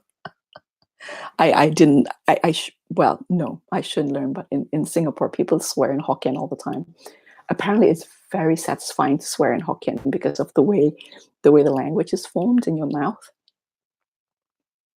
I tuned in for that mini video class, by the way. What mini video class, Holly? Oh, how to make hell money, how to make paper ingots. Chalk is asking. Chalk is very active here. I don't. Chalk and I don't know each other, but I appreciate him being very active. What is your true underlying meaning behind the name your channel? Nobody here. I'm curious. No meaning. I just don't want to be here. Didn't want to be on YouTube. Here I am in my sleeping robe. There's just nobody here. Nothing to see. Move along. Move along. You know, just go away. I'm just here to do my stuff. I don't really care about the rest. That was what it was.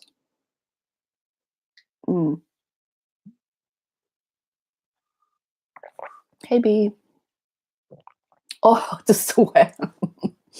There you go, Benabil. I don't know how to swear in Hokkien, but Benabil will know how to swear in Hokkien. So, would you lovely ladies do a live interview, please? You see, the thing with interviews for me is to put my face out there. The thing about interviews for me is that I can't then take it down because somebody else's face is on it, right? If it's just my face, I could just take it down. I feel very responsible having someone's face on. So I have been meaning to Benabel and I have chatted before I started YouTube, way during Eclectic Tarot time, when I found her book and when I found that, oh my God, thank fuck, suddenly somebody who I can understand in the tarot world.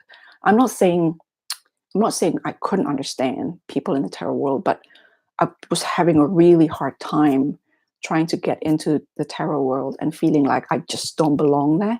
And then the Wild Unknown and Benabel Wen's Holistic Tarot was my gateway.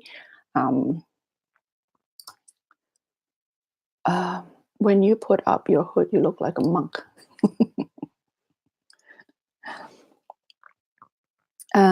My boyfriend thinks that you are very cute. Claire, say thank you to your boyfriend. Thank you, Claire's boyfriend.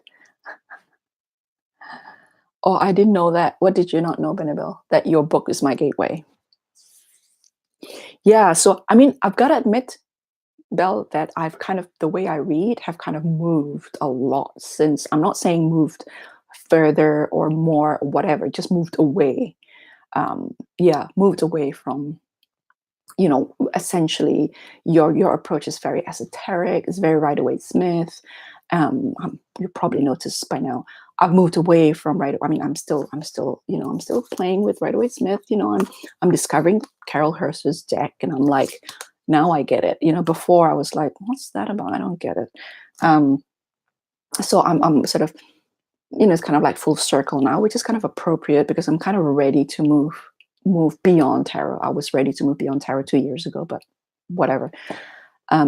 So your book it's you know, I remember crossing the thing because I remember Benabel was saying it's Tarot Analytics was the original title, and I thought, yeah, you know, it probably won't sell as well, but that is exactly what I was like looking for. So my gateway is Benabel's book. Wild Unknown was a gateway because it's the aesthetic I could identify with, and my breakthrough decks in terms of meanings or archetypes of stories, or just meaning, quote unquote, because I don't really believe in meaning anymore, was the Tarot of Delphi. And it's not because of the art. I love the art, but those art in Tarot of Delphi you can see everywhere. It's almost a cliche, right? It's not exciting anymore. They're beautiful, but I've seen them so much that I'm actually quite bored with them.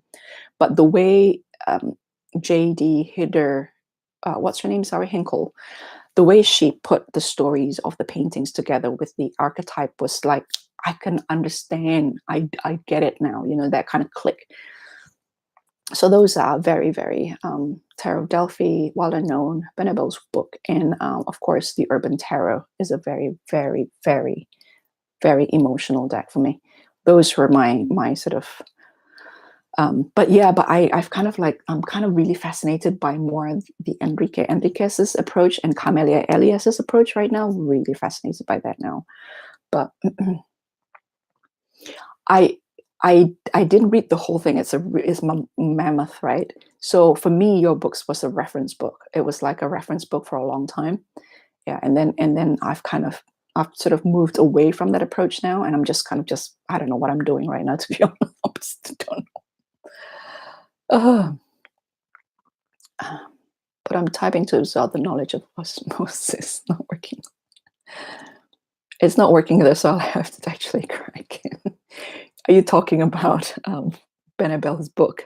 Holly, are you talking about Benabel's book? Regarding showing your face on YouTube, I hate seeing myself on videos and never watch any of my videos, interviews myself. Maybe we can do a voice, Benabel. What do you think? We could do a voice. You see, a lot of people, though, like live because we're on YouTube, naturally. They like face-to-face, and this live, being able to throw questions, fun. So I'm probably thinking if there is a way, I'll need to find a way to download and then just re-upload just the voices, maybe. I just don't like the idea of my face floating around in the internet forever and ever. I don't know. I'm not at the moment anyway. I know it's kind of a mortality thing. If there's a sense of immortality with your face being out there, but we'll figure something out. So I have two people on my line of sight. Really, I've been thinking about talking to Benabel for a long time. And I have this author. After I receive the review copy, I'll organize that and I'll let you guys know.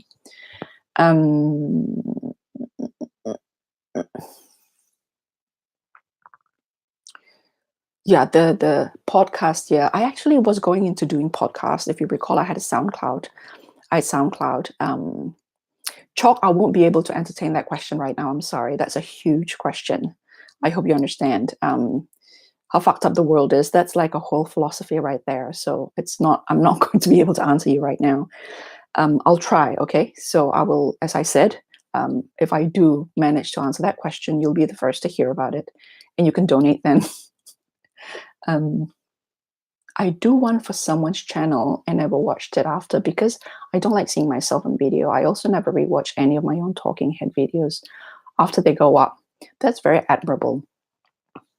I don't tend to, but I sometimes tend to get quite obsessed about whether everything is just how. I mean, the fact that I'm here, oily hair, and my face is pretty. I just woke up and I haven't even washed my face yet. So obviously I'm not too concerned about how I look, but may I suggest a happy medium? Have a pre-interview live where people can post question, but then film the interview. Do you don't think that people post questions should be after the interview, Holly? What do you think?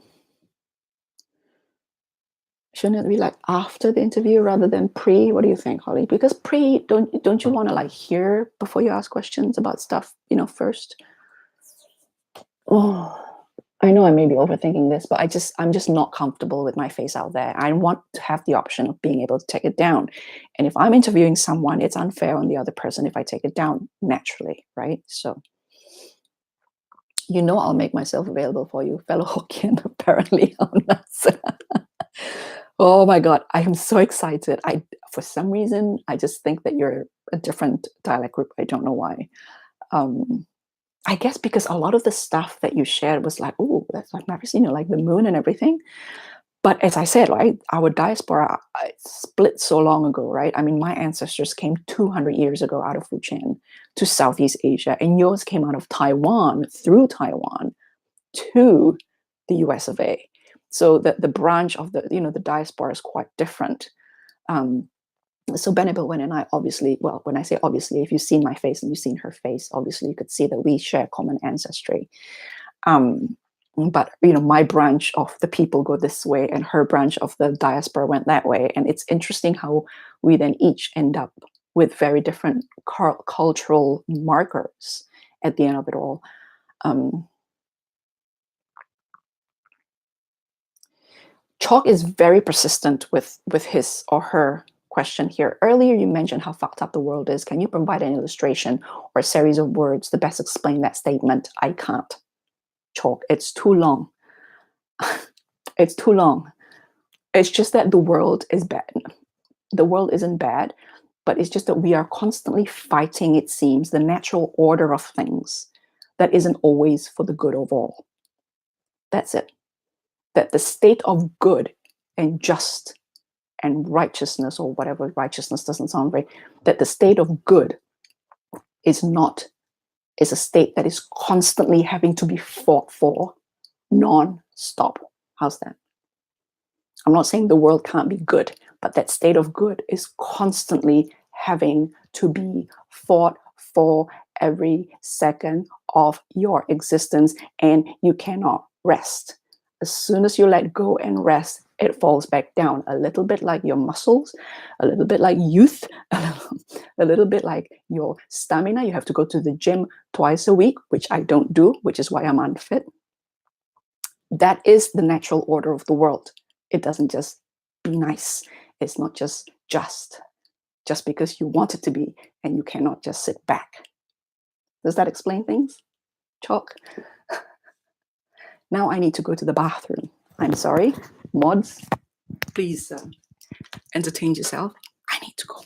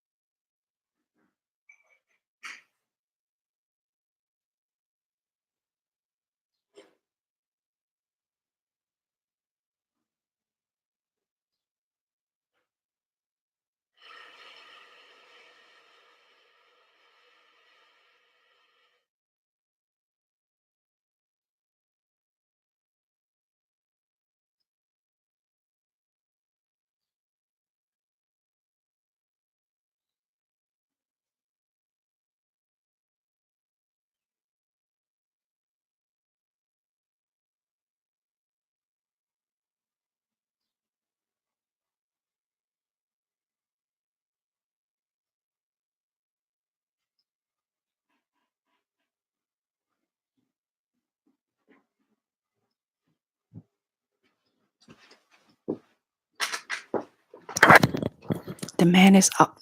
He cooked last night, so the last thing I could do, the least I could do is make him coffee, so I'm going to do that. But Hokkien is really, really generic. The diaspora are now really different. Human nature. Sorry, I'm eating. How could we fuck this up even more than it is already fucked up? There it is. There it is, Holly. It's funny because it's true. Sorry, I just spit. Hello, Beaker.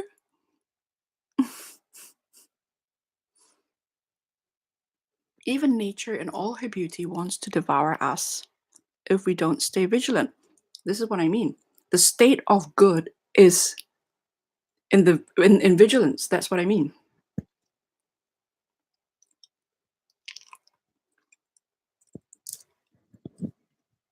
Nature is beautiful and violent. So is human nature. It's a paradox. In changing, it's probably futile. Yeah, which is why we are constantly in this perpetual maintenance, active maintenance of good, because of that reality, that paradox. I'm going to use that B. I'm going to use that. Annika has gone to spend a penny.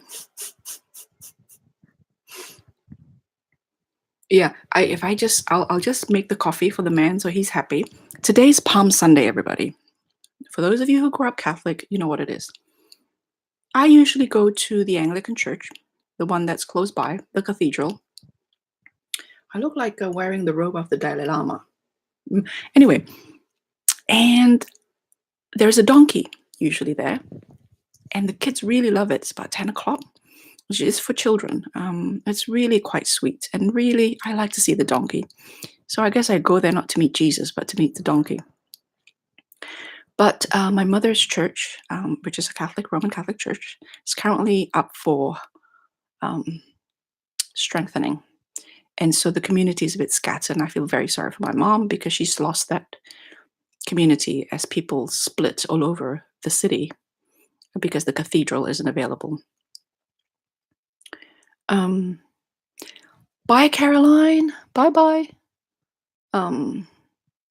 Yeah, I'll be right back. I'll just make this coffee, and then I was gonna end the stream like 30 minutes ago, but one thing, I'm not gonna title my stream anymore. I felt so much pressure to stick to the topic just now that I think I'm kind of snagged the flow a little bit.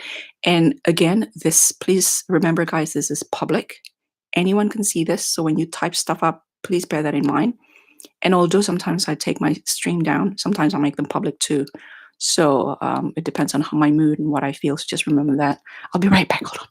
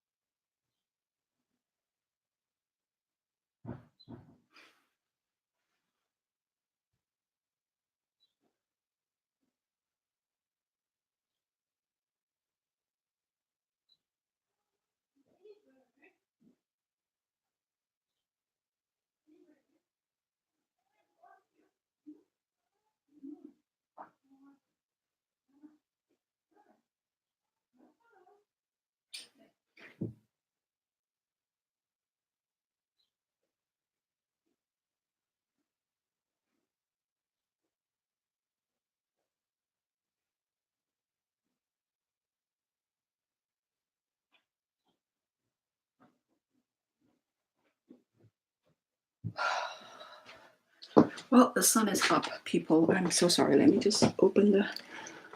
Oh, I'm going to cover my chin because it's not my most favorite part. Ooh, daylight.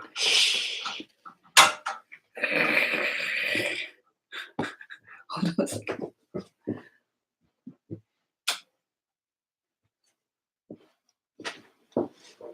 I'm sure I am missing people coming in and out. I do apologize. I'm just going to let this run for as long as it takes. It doesn't mean it's a Sunday, and you know. So, okay. Bye. Have we lost Benabel? I think Benabel is probably having lunch. Bye, B. Yeah, I'm just trying to catch up. Okay, so the conversation hasn't really moved on since I left. So that's fine. I think maybe it's a good time to close this. It's almost 3. So next time, I think, when I chat, I'm just going to leave it open because just now I feel like I was having a bit of pressure to keep to the topic, and the flow was snaggy a little bit, so it's less organic. So I don't think this is a good enough stream to put up. I think the pacing was a little bit... Bye. Yeah, so for all of you who come and left and I didn't see, I'm so sorry, and thank you for being here. And so let me see. Yeah. So let's thank you for the input. I was going to ask about that pre. Is there a way to connect with you, Holly? Are you? I mean, I'm trying to get away from Facebook. Are you elsewhere, Holly, other than YouTube?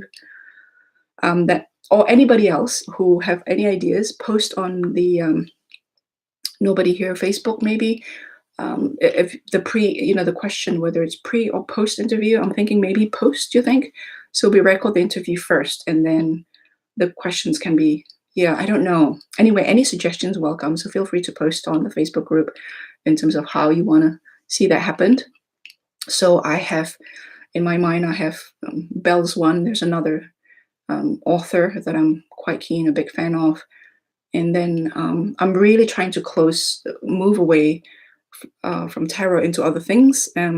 Just because, as I said, in terms of spirituality, I feel I need to action it in the world, and I can't do that talking tarot all the time.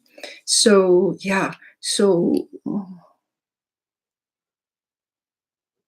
oh, okay. The cat is yelling at me. So thank you again for being here, Belle. It's always nice to see you here. Oh my God, I have so much to talk to you about. But for now, I will say goodbye, and thank you very much for hanging on for almost 3 hours. I'm not likely to keep this up, but if I do keep this up and you feel like you've posted something personal or something you would rather not be public, email me, let me know. I'll make sure it's not exposed out there. Oh, Holly's away, so let me just wait for Holly to come back before I end this, since she's moderating. My coffee's already cold again. I think there's a lot of lurkers. There's like I don't often have a lot of people in the room, but by the time I close the stream, it's usually double the number that's showing up here, because I think people are replaying. As the stream's going, they're replaying to the beginning, I think. So as soon as Holly's back, I'll close the chat, just to as a courtesy to her, because she's moderating the session. Yeah, so I hope everybody's well. It's Saturday there, it's Sunday here, it's 7:30, and I haven't quite made up my mind whether I am going to go and see the donkey or not. Are you going to Mass, Claire? Oh, his name is Eric, is it? Hello, Eric. I think Holly's with a customer. I think it's like, what, in the afternoon over there, I think.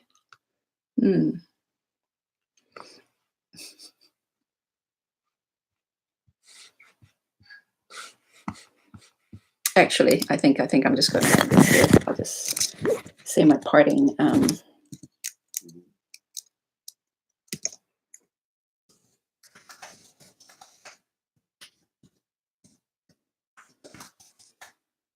Oops, wrong.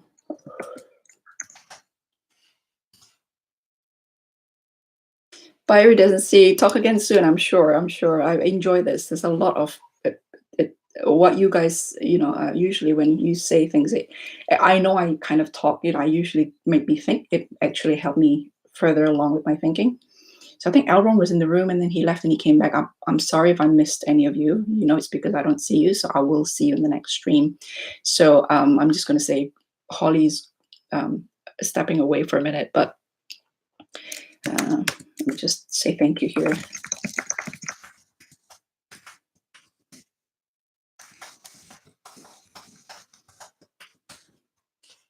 Everyone.